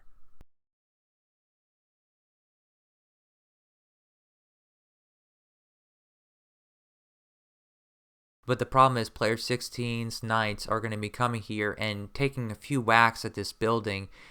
So I eventually might take some ranged units. I might train some in the town hall, or I think I'm just going to grab my crossbowmen 1 or 2 and grab their attention. But this is a little side note that if you're going to try to take care of player 16's waves, and they're coming right now, by using this technique where you have some ranged units that fire at them as they come, it's going to be a really big pain to get every single one of them, because there's 5 groups of 9, to get all 5 groups attention, because even if they only get a few hits of the house per wave, before you know it, this house is going to be destroyed. You can build a barracks instead, but they would cost more time to build. Maybe that could work, but that still would be a pain. So what I do at this point, this is what takes care of it, is if you just put, and I mentioned this a little earlier also, if you put just a watchtower building fence there, that the door is right on that rock, player 16 is going to be going after that. And so therefore they're never going to take a whack at these buildings. And also if you put that building fence there, they're going to completely ignore this AI trap, which I also mentioned earlier. So it kind of took care of 2 things. So that's why I put that there for whoever wants to know.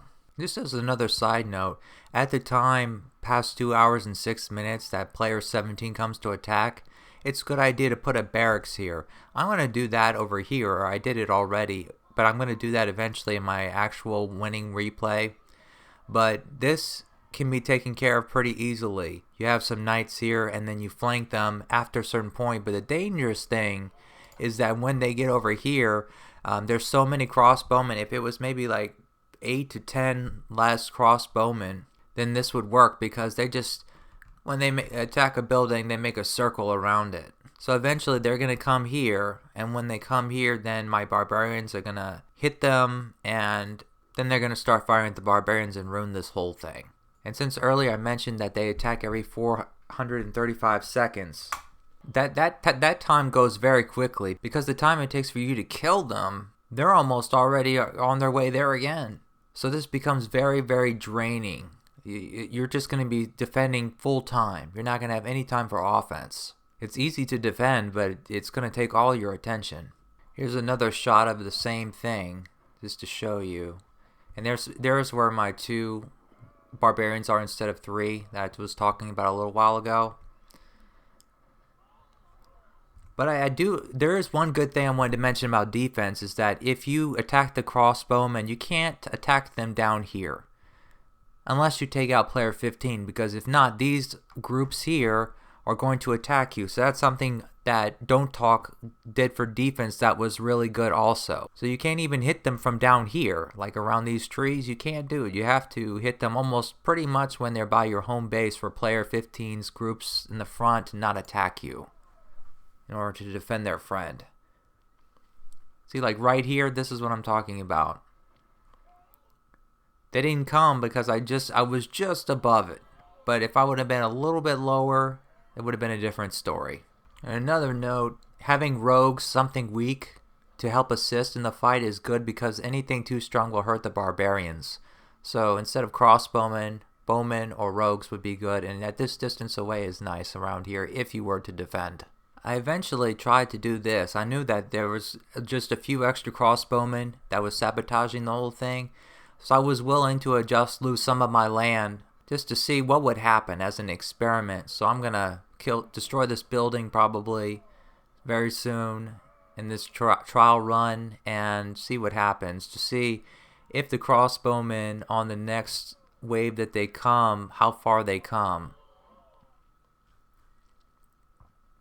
See if the last crossbowman stops there as they're firing. So here the next wave comes. You see, I told you, it's quick.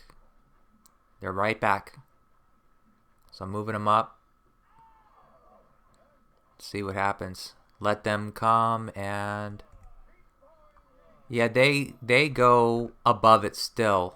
Just a little bit above it. So it's impractical to defend like this, even though it's possible for a short period of time if you must. But most likely those who are playing this as co-op won't have this problem. They'll at least destroy the players 15 through 17 by this time, which I did in my replay too. Well, just about. We'll see my winning replay. It's around 3 hours exactly that I finished with them all. But well before that, I stopped the attacks from happening. And that's my next main goal, is to stop player 17, the one with crossbowmen, the bottom player in the left. I have to stop him, because it's just going to cost me too much time with these crossbowmen, trying to separate them from the rest of the troops that come, to keep them away from my buildings and my barbarians. Now, provided that you take out these towns like I did at the beginning, and you want to kill player 15, another AI trap, at least to drain them of all of the knights. So that kind of puts a little bit of taxing on the town, but in the map editor you can see that these two groups have very high replacement priority, and those aren't knights. So it's not really a big deal to empty the town of knights per se, but if you're doing this as a team, it could help ease things up somewhat. If you actually wanted to try this and you happen to take out players in 7 and 8, you paralyze them, so to speak, like I did, by putting farm tiles on the barracks foundation to prevent them from rebuilding. Is you put a building fence here and also one right here. Then you can just hit at any of these buildings to draw out the knights, and here they come, and they're never gonna stop coming, because it's like an AI trap. You just keep hitting buildings. As long as you keep hitting buildings or killing serfs, then the knights are going to come, and eventually this knight group is going to replace the other ones of higher priority, and so eventually player 15 will be completely out of knights with this AI trap here. And you won't lose any men, and you can actually use this trap. I don't really think it would be a trap for this player, but you can use this setup to kill troops from players 11 and 12 if you want, to help empty things out without having them to go to home base. And you really only need 6 barbarians Just 3 for this side, 3 for the other side, just in case they go around, which they do here, as you can see. And you can use a bowman or crossbowman to lure them. Yeah, just another quick note, you can use these building fences in this way by this bridge to take care of some people, but unfortunately, just like at home base on the left side where you only have 2 single leaders that engage in battle based on the landscape, that's the case here too. But if they're barbarians and you're just like using this to fight leather armor troops, that's another set of building fences that you can use if you wanted to, like maybe the middle player early on in the game or whatever. But this is a quick way that at the very beginning of the game, if the left player wants to go and attempt to take out player 15, if you don't want to go for the central players like 7 and 8 like I did in my winning replay, this is a way you can go and sneak in there and get things moving. Even though they're going to replenish, you can start to empty things out and attack them early on like this. After I looked at the map editor, I realized that you can draw these troops out, the pikemen and sword fighters, just by, if I just click on the shield, the defense here, if I just lure some troop here from maybe player 8, if I want to do this early on, so if you want to breach this and get troops in here early, that's an idea I have if I would actually want to speed run this mission. What I did, I don't really consider a speed run per se, even though it really probably is. If I wanted to actually speed run this mission, go a second time and try to beat it faster, I would probably do that. So like for example, if I just put a knight of mine right there, this should work. This is the first time I'm doing this, but it should work. So if I come here, so they're after me.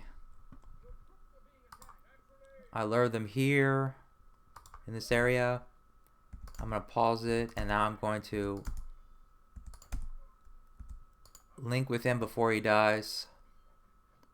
Here come the pikemen and the sword fighters. So now they're after my scout. We can see that now they're out of there. And I can peek.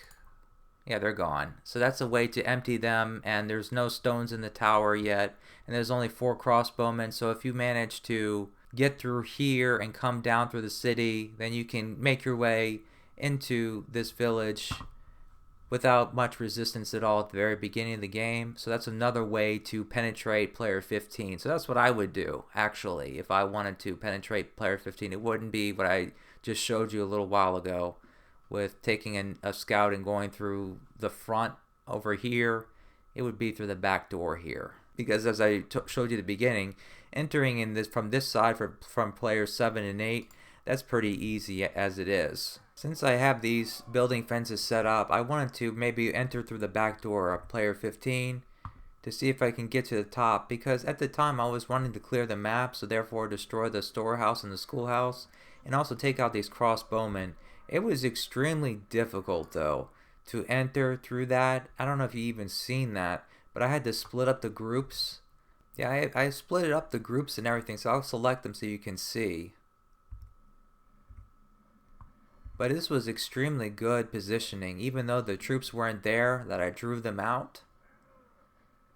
In this run, I didn't show how I drew them out, but you see I split up the groups. I had to do different things so that they wouldn't die. I want them all to survive, and it's possible, but you need to split groups up, form them up, group them up, halt them, different things. Halting usually doesn't work in this situation, but other things do to get them through. Ultimately, I decided against it because this is already really late in the game. This is not the final winning replay, but this is to show that it is possible to get through here. For Don't Talk to See primarily, if he's watching this far. I keep saying that because this is a long video, but it's still very, very strong without the pikemen and the sword fighters, and they can kill a lot of troops. You send a whole bunch of troops in here and they'll get slaughtered.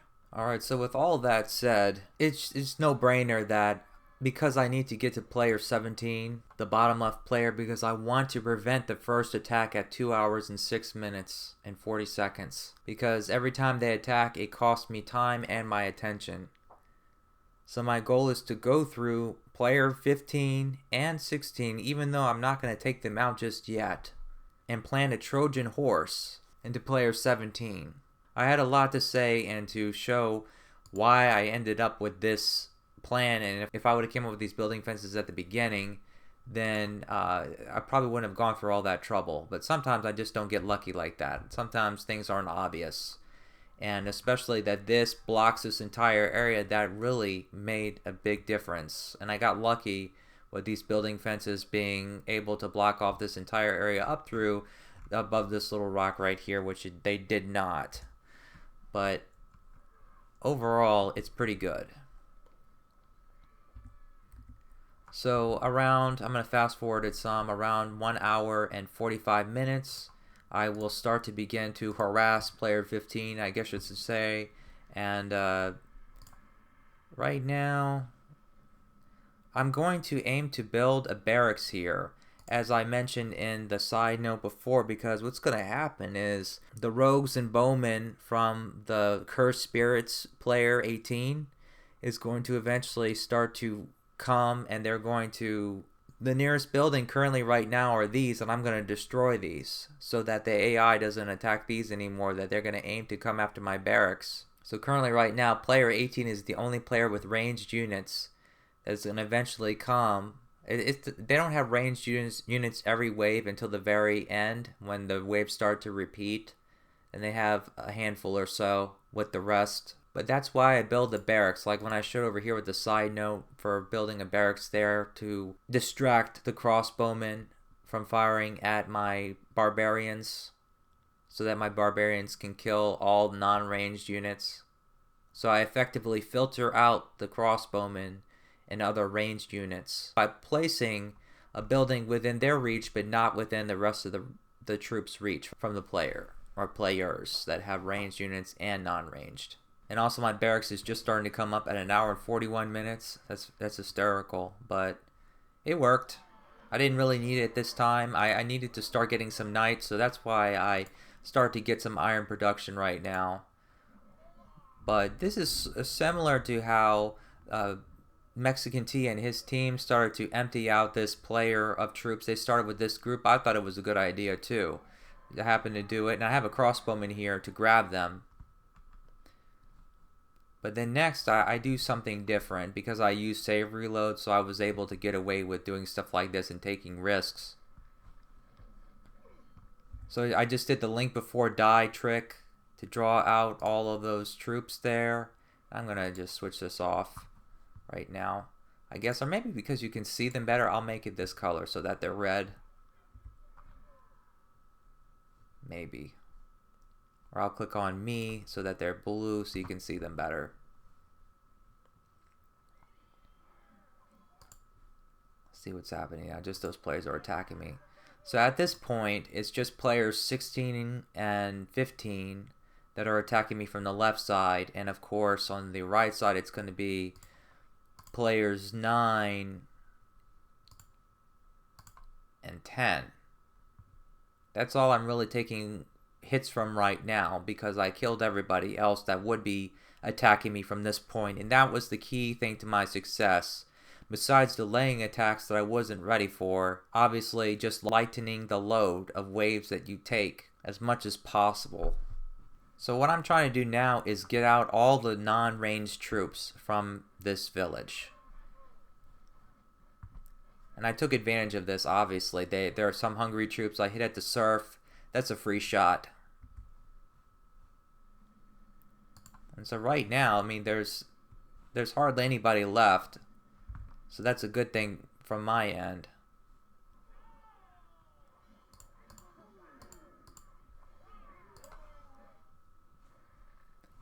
So what I'm trying to do, I'm going to rewind it because now you're going to see I'm putting a knight through there. I have to rewind that. But I'm going to enter through this way. That's what I'm going to do. My aim is to get to player 17 on the bottom. The one with the crossbowmen. And by the way, I can just show them real quick. The crossbowmen that come attack me are these three groups. I showed this in the image at the very beginning of the video. Them along with the two groups of pikemen and swordsmen. Those are all the troops involved in the attack wave of this player, so that's a lot of troops to attack you every 7 minutes and 15 seconds. So I have him enter through here. I'm going to show the fog so you can see what I saw at the time. So I'm going to try to get down to player 16, the middle player, to start to lure out all the troops that I can. And he died there, but I had the link before die trick to this scout. So they're all going to come to this scout, the ones that are non-ranged unit. That's another thing I need to mention, is that for those who have never seen this trick before, the link before die trick only draws non-ranged units. So that separates ranged units from non-ranged units. So now what I'm going to do is I'm going to actually move 4 knights, and we'll want 3 knights and 1 scout through here to get all the way down to player 17, the bottom player.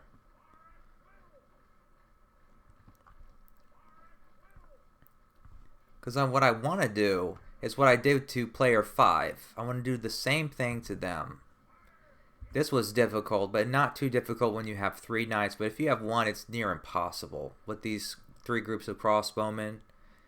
But I'm just going to make a link before die trick sacrifice here. And when I do, then that opens up the right side. And then I come in here, and I'm just going to leave these knights here.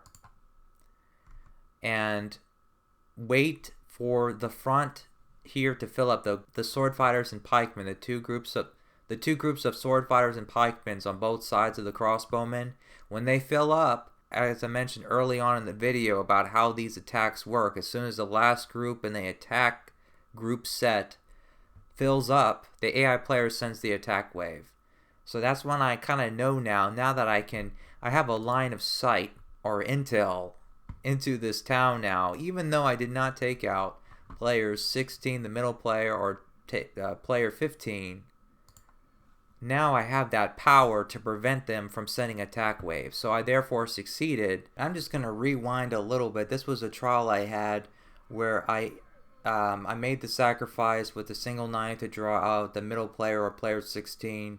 And then I come with the 4 inside again. I was actually thinking I could take out player 17 right now. Little did I know that I needed to put in more than just 4. I probably needed to put in 8.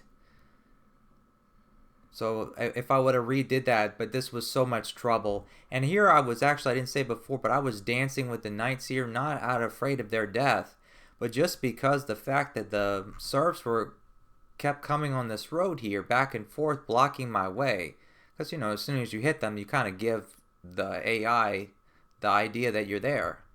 So that was why I was actually shaking them off here. But finally, when it cleared up and I got to go through, and so that costed me a couple minutes. But when it cleared up and I got through, this is what I first did. I made the sacrifice to get rid of a big bunch of them, and then I made the second one as I just showed. Well, this one's a little different actually. This is a little different. This was a different trial where I tried to actually enter from the left side.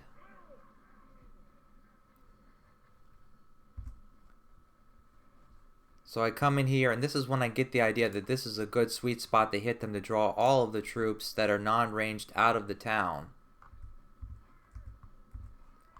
And it was at this point that, even though I don't show it now, I was successful when I reloaded saves to block the barracks, because it was empty now. But what happened was some knights from down here, these knights from player 16, all of a sudden were triggered to come, and they started to attack my knight. So even if I had 2 knights, it may not have been enough to defend. I probably need to have at least 3 or 4 knights in here to successfully take out player 17. Be able to destroy the barracks, or at least kill all the serfs in the town, which I'd probably need more than 3 if I had to block each of the 3 schools, and have each of those knights be able to defend against 2 or more knights. But I could have taken out player 17 right now. But you're going to see that it's going to take me until 3 hours to do it, pretty much, because of the fact of that defense with player 16, the middle player, defending them. So I was a little frustrated, and I had to settle with the Trojan horse, so to speak, just to prevent attacks from hitting me. In the meantime, I am rushing to kill player 16's troops now. I keep saying player 2, like it's the 1, 2, 3 in the left. So this one I'm trying to draw out player 15 obviously, but also player 16 at the same time, and player 17.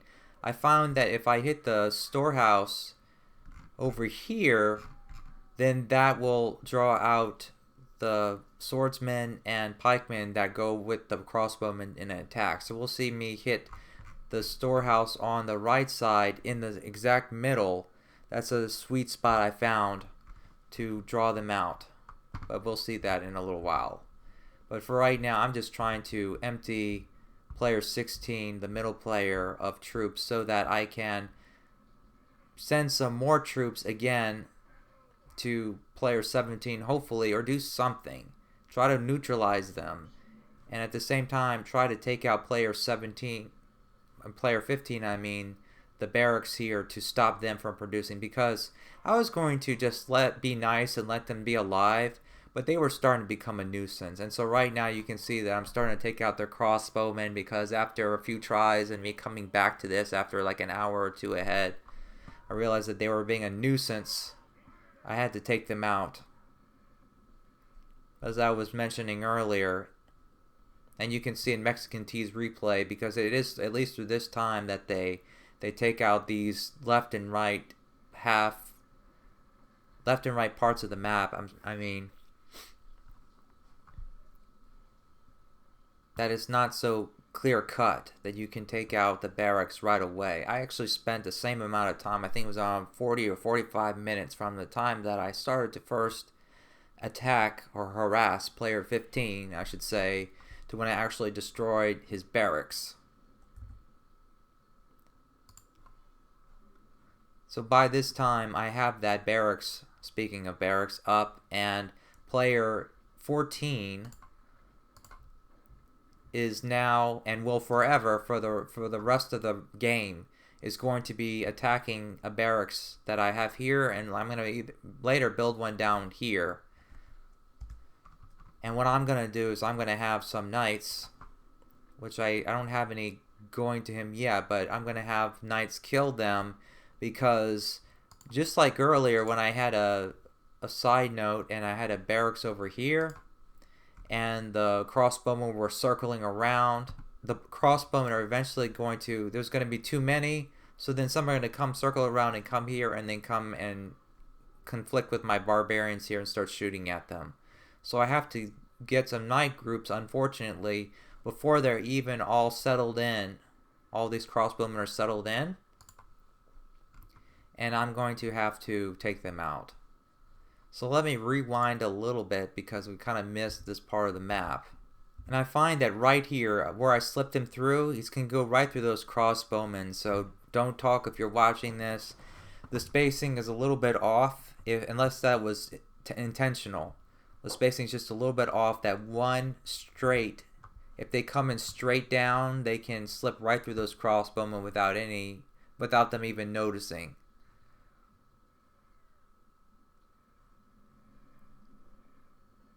So this is that sacrifice I showed earlier, and then this is after I killed those groups of crossbowmen. I become a little bit more aggressive now.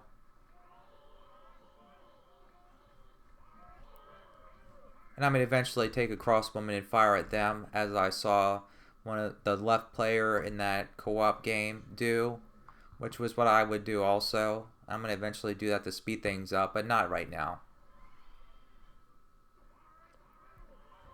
This is just basic stuff.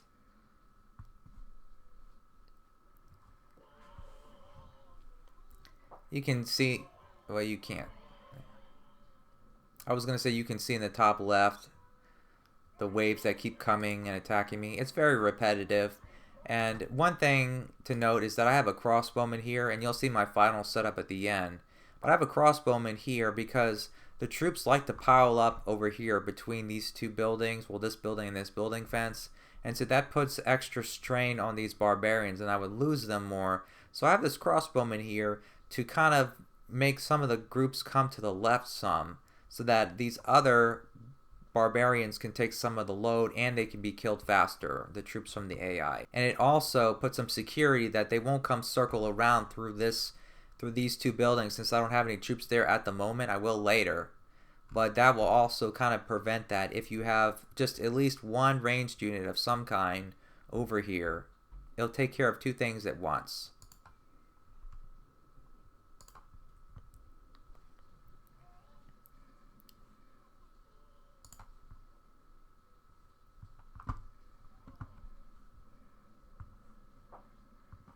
So nothing special here.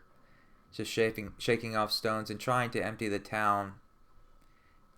And this time I knew that, as I mentioned earlier, the group of crossbowmen that was here has a defense radius greater than 1. It may be the only one in the entire map, I'm not positive. Probably it's not, but it's the only one that I'm aware of. That they will be coming too because I want to go for that barracks. They're just constantly blocking me from getting that barracks.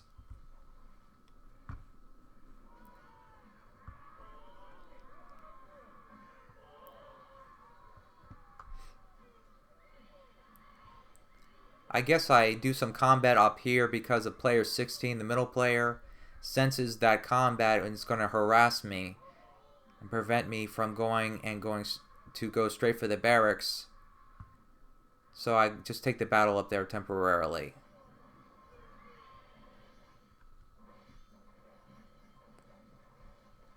But I just hit some things to trigger some units from player 16. So that I can have enough time to destroy the barracks with these knights freely.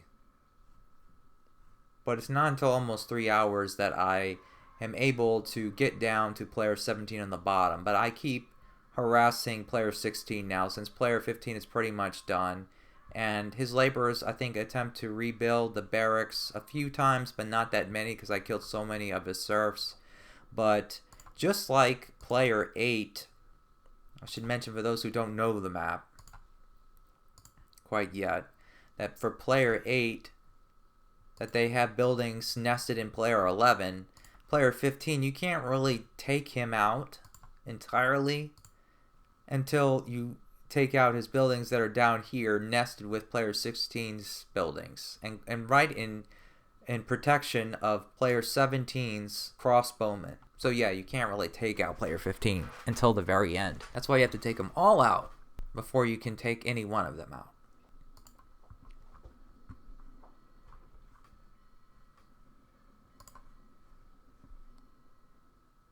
Anything interesting going on here? No, this is just me with my knights killing the crossbowmen. Very repetitive. And you can see them killing each other. The cursed spirits and the yellow players are killing each other all the time. It helps, but I didn't need it. If they were both enemies, it wouldn't matter. These barbarians are too strong for them. So obviously by this time I have good iron production up. I had horses from the very beginning, pretty much of when I started to build at least. So I never ran out of horses or had a shortage of horses. I actually traded horses in some other tries that I did for other resources at the end. But very good defense here. That's that sweet spot on the storehouse. I hit there so that it could prevent them from attacking. And I kind of missed it earlier. I did this twice because I had 2 knights. But you see that these groups are about to fill up. This is the last group. It's about to be 12. Well, this one is the sword fighters, so I know that. So this is one I'm going to go and just hit somewhere in there and do the link before dead trick to draw out not only the troops in the front, which that sweet spot with this storehouse does, but all of them, so it buys me more time. Okay, so that's now we're back, and that's that sweet spot to prevent them from attacking me. I'm still desperate to get to them. I don't want to have an attack from them. I can take it, but it will be distracting. But player 16 is doing nothing but forcing me to take him out at the same time. He just won't let me do it. He won't let me take out player 17.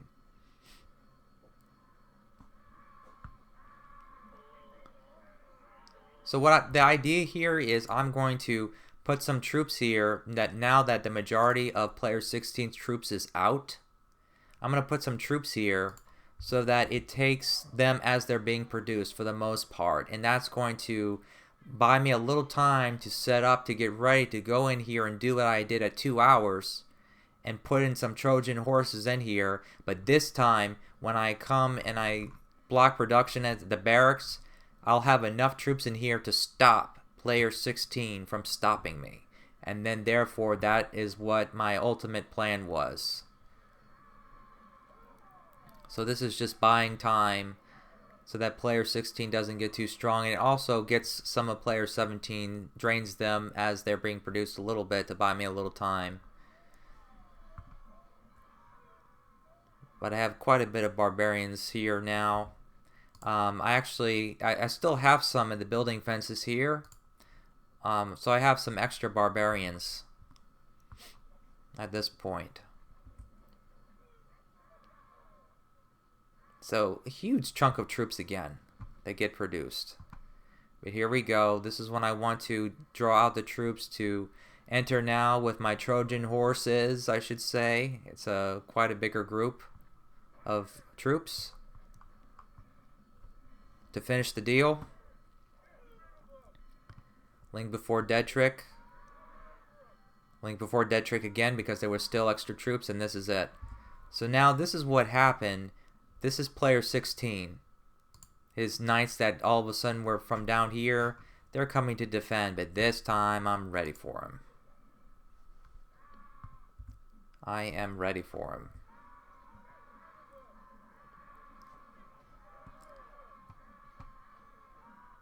It's never fun trying to sneak these barbarians through crossbowmen, and I probably would have too much of a hard time to try to save them all. So I settled with 7, I think, instead of 11 that I started with. But it's also self-explanatory from this point. But I'm going to shift focus to player 16 now, because when I was player 11 is going to start attacking at 3 minutes and 12 seconds, and they have crossbowmen too. So I have to take them out also. But at the same time, I knew that they were going to go after this building fence because that's the nearest building, not this barracks. So I'm going to actually build a barracks, which I may not at this moment in time, but pretty soon I'm going to build a barracks down here that I mentioned earlier, just in case I would not succeed in killing player 11 before that time.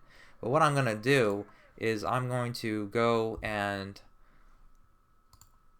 let me select me again.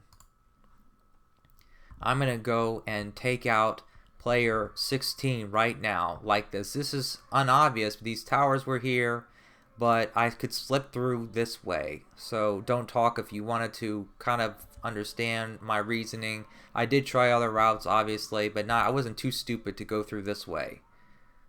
Through all of these that way. I went around them. And that's how I took them out at the same time that I took out 17, and 15 did not rebuild their barracks, so pretty much at 3 hours they're all taken out. Finally. But of course constantly I'm getting waves from the other half, or I should say the right half of the map. And now I'm focused, now I have laser focus on player 11 to go ahead and take them out.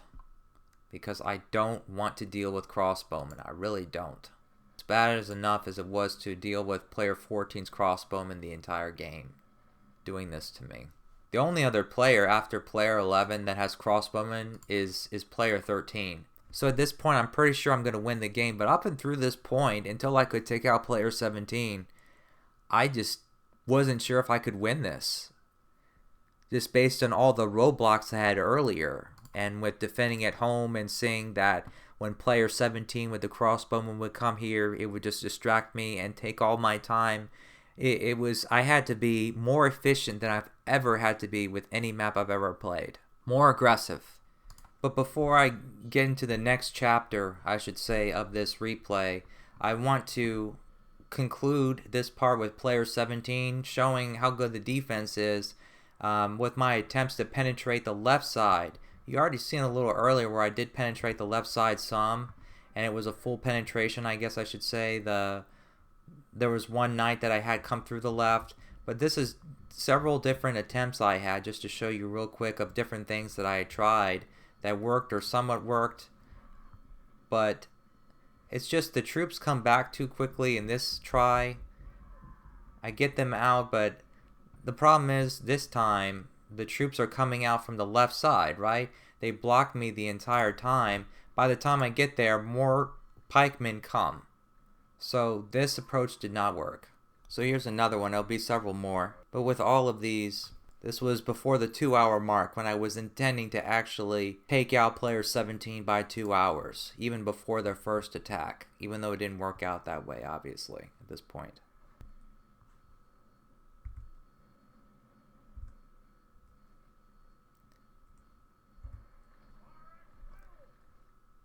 I tried to do that too, and then maybe hit yeah, I did. I hit the mine there to kind of draw them out, something. But my mistake there was the link before dead trick doesn't work if they're connected with these pikemen, like they were without hitting anybody or anything, just being in close proximity, so that didn't work. And I'm just showing these because it wasn't obvious for me to go to the right side, even though it should have been. It wasn't obvious.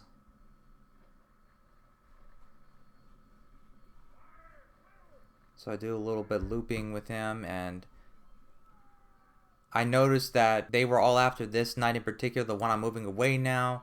So I tried to make a link before die trick, and at this point all the troops in the front were gone, but this pikeman group was still there, and so was the swordsman. They were very stubborn in this pikeman group down here. So all of those troops were still there, not to mention the knights down here. The ones on the left were moving, but not the ones on the right.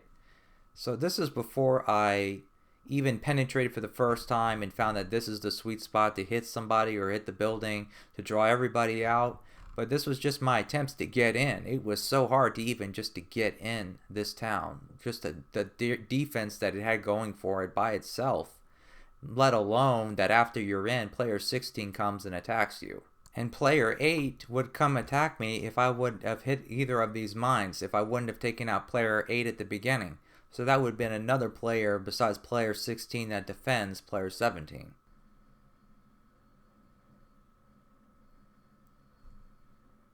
Okay, I hit the tower. That's an idea. And I hit the tower in a way, I remember that the pikemen, even though they're in close proximity to the tower, I hit it straight on and very quickly. Timing matters. That it didn't draw their attention that the scout was close by, but that I hit the tower. So that it was actually more effective to draw out a lot of troops, but the pikeman group, the swordsman group, and the knights down here stayed, but it drew everyone else out. So that was actually a good hit, but the problem is that they are all coming out through the left side. So I have my knights here on the left side, so therefore being blocked. So by the time I get here, the pikeman from down here is going to replace this one, so therefore blocking me. Even though I got most of them out, it didn't matter. So in this attempt, I think I got closer than I did the last one, because at this point there's a little bit of a window where I could possibly go through and get down here, but it's still not quite it. Okay, so with this attempt, okay, I emptied the tower. I did the undesirable and used close proximity to draw out the pikes. It looks similar to one that I showed previously. How is it different? Okay, I made a link before a die trick there. I make another one here. That's the difference. I made another one there. And this is where I'm home free. Right now I have two mounted units here. This tower has some stones which I can shake off, but these crossbowmen here are very deadly in this position, and this tower does not help. It takes a little bit of effort to get their attention now. These crossbowmen here, but not these. So I can maybe try to race to the barracks, but it's just these pikemen here are gonna eventually move up here. It's just still not favorable. So I did all this work before I figured out to enter from the right. I don't know why I was so scared to enter from the right side. Maybe it had to do with some troops here from player 16. I'm not sure. But if you do want to enter from the left, this will work. I believe I showed a successful attempt with one mounted unit earlier. So I make a sacrifice with the scout, which was the unit to make the sacrifice with up there. Don't waste the knights that need to survive these crossbowmen. So now I have 2 knight in here. And I could have, if with reloading saves, I could survive them. But those pikemen are still there. But that was pretty close. In my notes I have that with this attempt I enter from the left and the right. So we'll see what that means.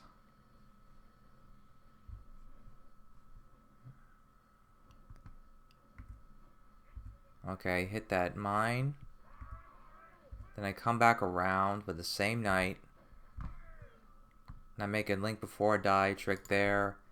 I learned out all of these. So what I'm going to do now, I'm going to hit that mine. And now that's it. That's everybody except for those swordsmen on the side.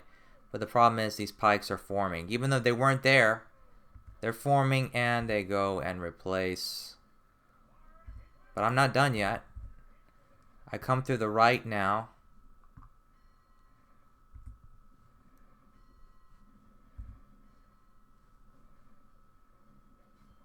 And then I get everybody out. But the problem now is I have my knight on the left side here, and they're all coming out of the left. Before he died, they were all coming out from the left. So it was from that point that I determined, okay, I need to enter from the right side. In short, I need to enter from here. Alright, so this has been more video than I planned to make on this, but it's just a lot of stuff. But at this point, for the middle players, for the orange players, which the main objective is just to destroy their military buildings, so the storehouse, schoolhouse, barracks of all of them, and then the town hall of player 13, things are going to go faster now. I'm going to take some crossbowmen and fire at this group. That's where the weakness is for this player. This is the only weakness. Otherwise you get killed instantly if you want to approach them from this side at all. So I'm going to do the obvious and fire at them. And that's going to draw out this group of knights. And I'm going to make a link before dead trick to draw out more as they come. There. And I'm going to zoom out for this player.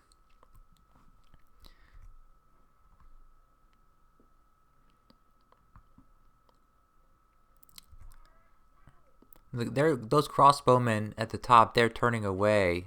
They were at the moment. But my target is always the non-ranged units to get them out. Look like a shotgun, huh? Just shooting one through. They're all of the knights are lunging one of them through. Yeah, because because remember with player 11, there's also troops here. These are the ones that actually send you attack wave. The pikemen and the rectangle are the least important. So those are the last ones that are going to be replaced, or the ones I have to draw out at this point. So that's what I'm really waiting for, and now all the pikemen are now getting out of the town. So from this point, I know that there's new troops being made, but I'm pretty much home free. Annoying, you have to wait for the serfs. They have to feed at this moment in time, but I'm going to make one more sacrifice. That's why I have one separate. And I'm going to go for the storehouse here, because that has the gold. And this storehouse up here did not have gold. So that was the only building I really had to go for to disable this town and starve out some of these crossbowmen. And luckily the troops came from down here so that it was easy for me. It was as if I planned this all along to kill the few troops that were created from the recruits going to the barracks.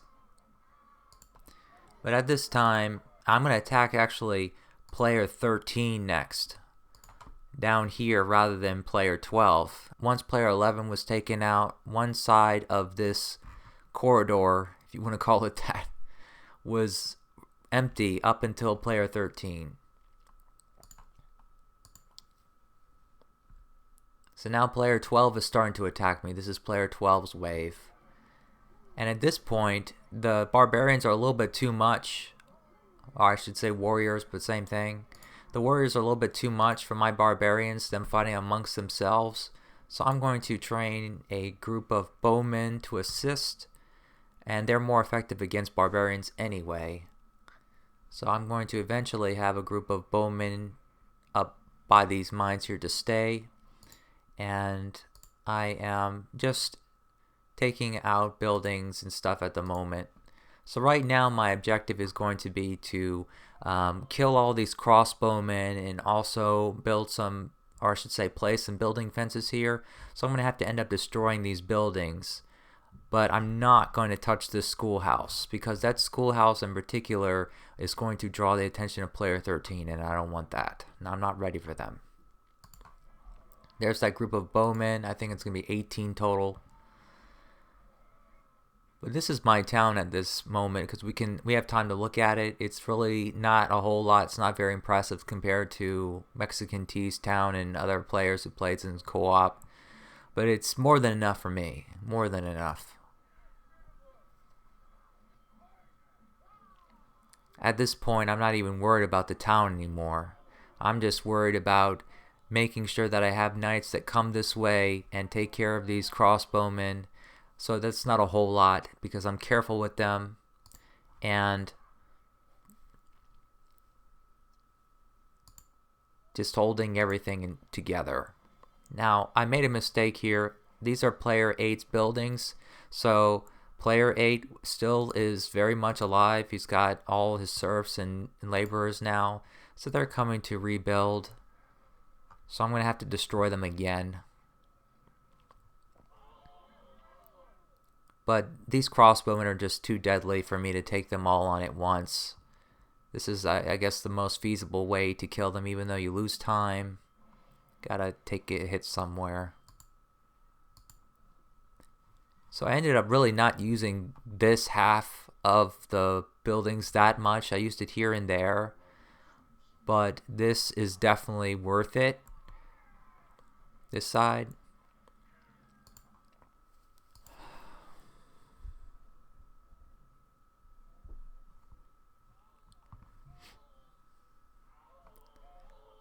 Yeah, so around 4 hours I start getting set up, because that's when the majority of the crossbowmen are starting to die from player 11.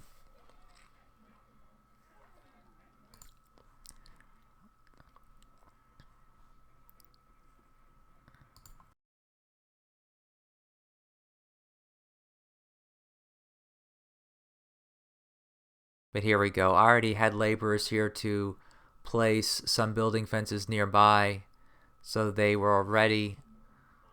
I didn't have to wait for them to come all the way across the map. That's several minutes of time.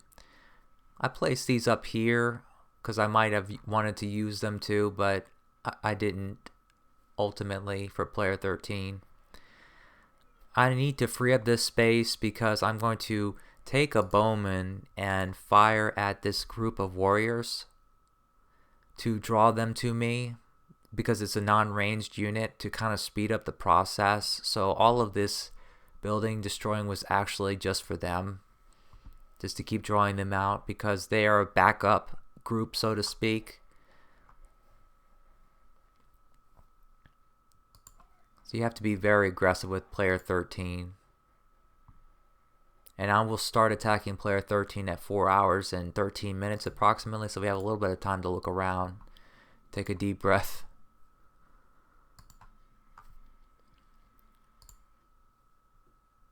But I looked in the map editor to understand player 13 better after I won.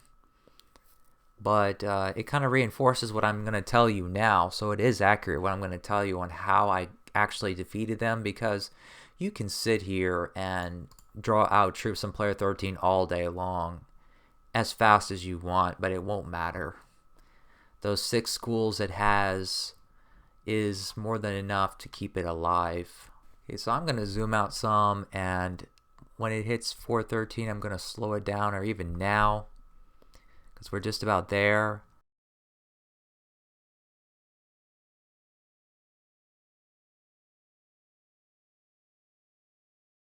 I'm going to take advantage of player 12 here and use close proximity to draw them and have a close before dead, and immediately hit that building to draw out the warriors from that were down here, So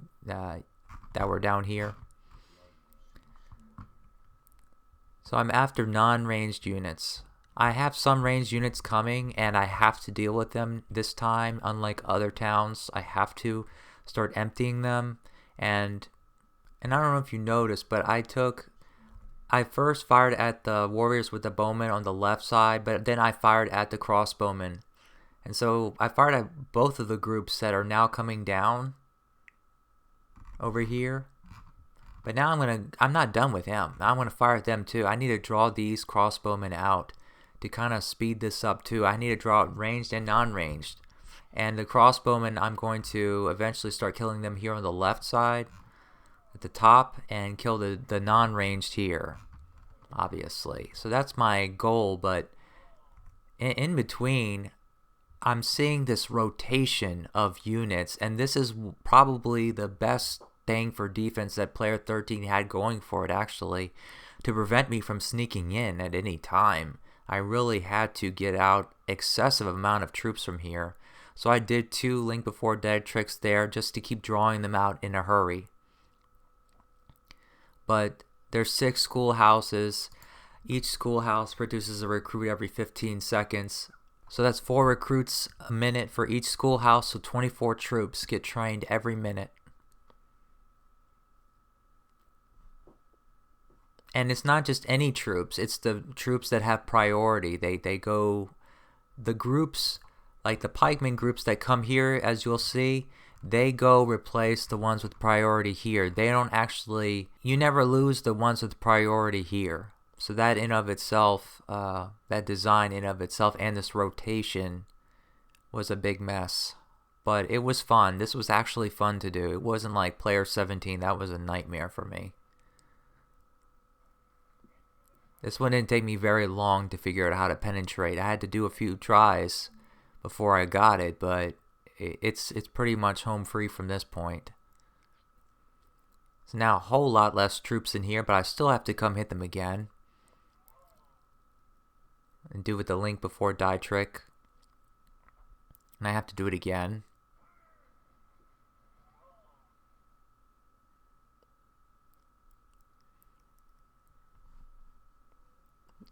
But yeah, you can see the knights I have there, they were actually killing the crossbowmen.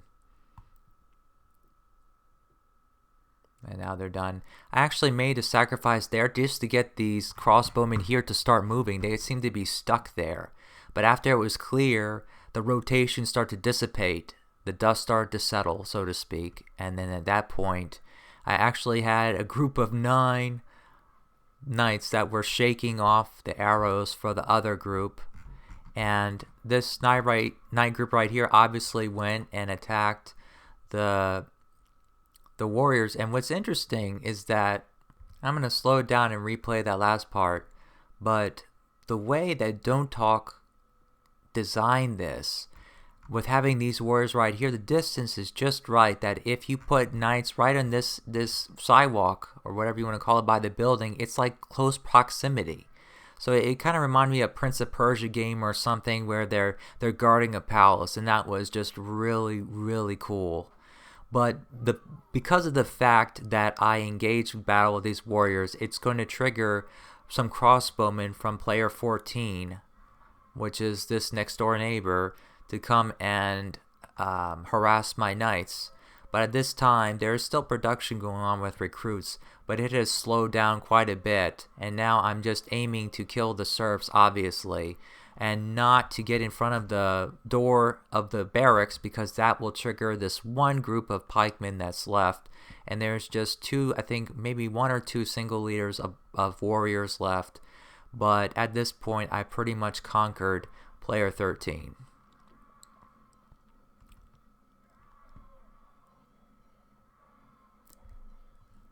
So the next objective and the last objective is to kill player 12. And to do that, I need to... my plan is to put bowmen up here where these crossbowmen are right now, and fire at their schoolhouses to trigger their army to come this way, which we'll see in a short little while.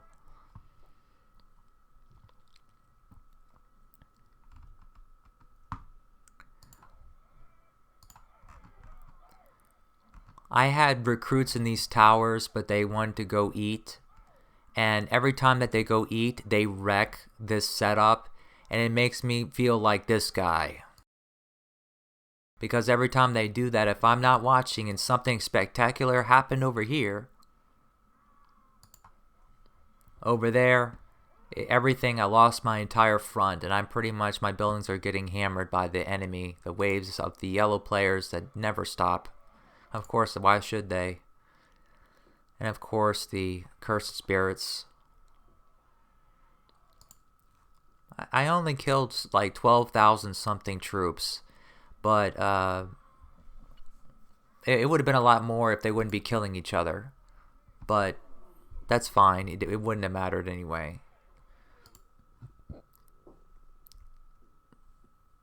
So my aim is to finish this as close to 5.5 hours as possible. So all I'm doing now is just shaking off stones and making my way to the other end of this town to be able to destroy their military buildings and also put myself in a position to kill these crossbowmen, because this crossbowman group has priority, and so therefore in order to get here to kill player 11, I have to kill them all. At least to comfortably kill him. A lot of troops are coming at this time. Not any more than it has been. But you see the crossbowmen, they are coming from this direction, but they come straight up. This barracks here, and even if it was this one, because it's still player 14, not player 11 or 13, it filters them out very well. So just I recommend that, if nothing else, that you take from this video. That'll make things a lot easier. I hope this motivates people who play single player to give this a try, especially if you think you're good at this game. I think no matter how good you think you are, this map will challenge you. Even with me giving you hints, it was very humbling to play this map. And it took me quite a while to try all these different things and learn. This was a learning experience for me. But at this point, I'm going to be training a whole bunch of bowmen to come. I destroyed the swine farm that was here and made it a marketplace instead, because I was in a previous try before I decided to beat it more quickly. I actually traded for crossbowmen because by this time I don't have much coal left, at least within my scope of reach. These barriers are blocking it. But it's not that far off from me finishing. I had more bowmen than what I needed, but I used them in the end. I always try to lose fewest units, and in this case I could have lost 100 or so fewer if they wouldn't have starved, but I didn't feed my bowmen because I was rushing to finish, and if I wouldn't have rushed, I wouldn't have finished the same time that a Mexican T and his crew finished. But this is the end of it. It's pretty simple, really. I'm going to have my barbarians here to kill some non-ranged units in the same place that I kill player 13's non-ranged units to speed things up, because I need to empty this out in order to go kill destroy the military buildings of player 12. And so I'm going to just have single leaders here with knights, obviously, and aim to, I can actually reach the storehouse. So I'm going to eventually destroy all these buildings here except for the barracks, and that storehouse there, and that one there. So I need to aim to get all the non-ranged units out so I can put some knights, which I'm going to have some more coming to this area through. But this is just simple. It's just me emptying them out, and I'll zoom out.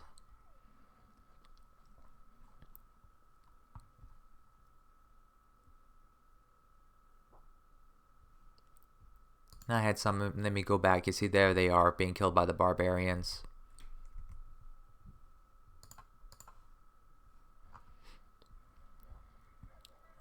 They're not really producing any troops anymore because their schools are almost destroyed, and I killed a lot of their serfs. That now if we look in the sidebar here, and I will kind of shrink it so you can actually see, it's only prioritizing and making serfs with the +1, +2, but not with the recruits.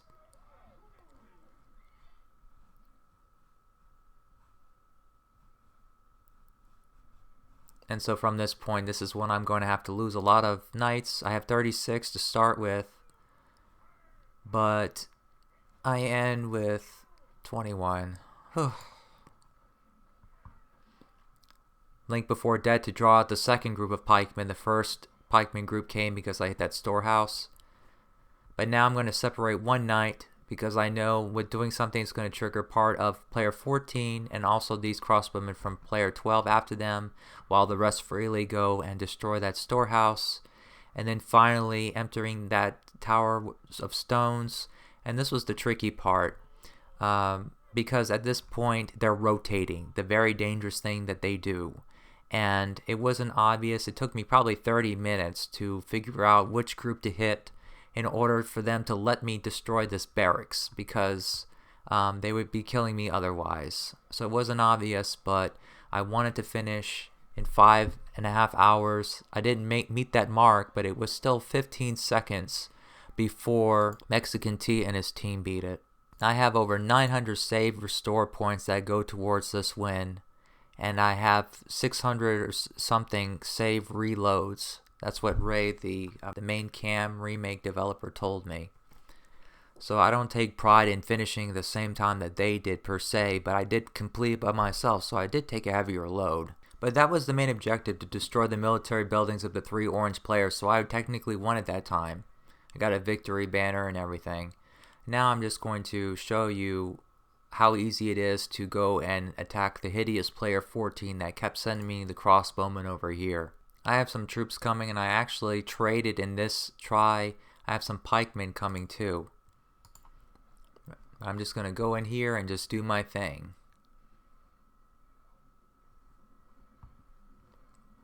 Link before die, and I mean, it's very quick. Yeah, within less than a minute, he's pretty much done. So that pretty much sums it up. It's pretty self-explanatory from here. You just make your way up to player 9 and it's over, but it's not necessary to win. So I hope you enjoyed this, and thanks for watching.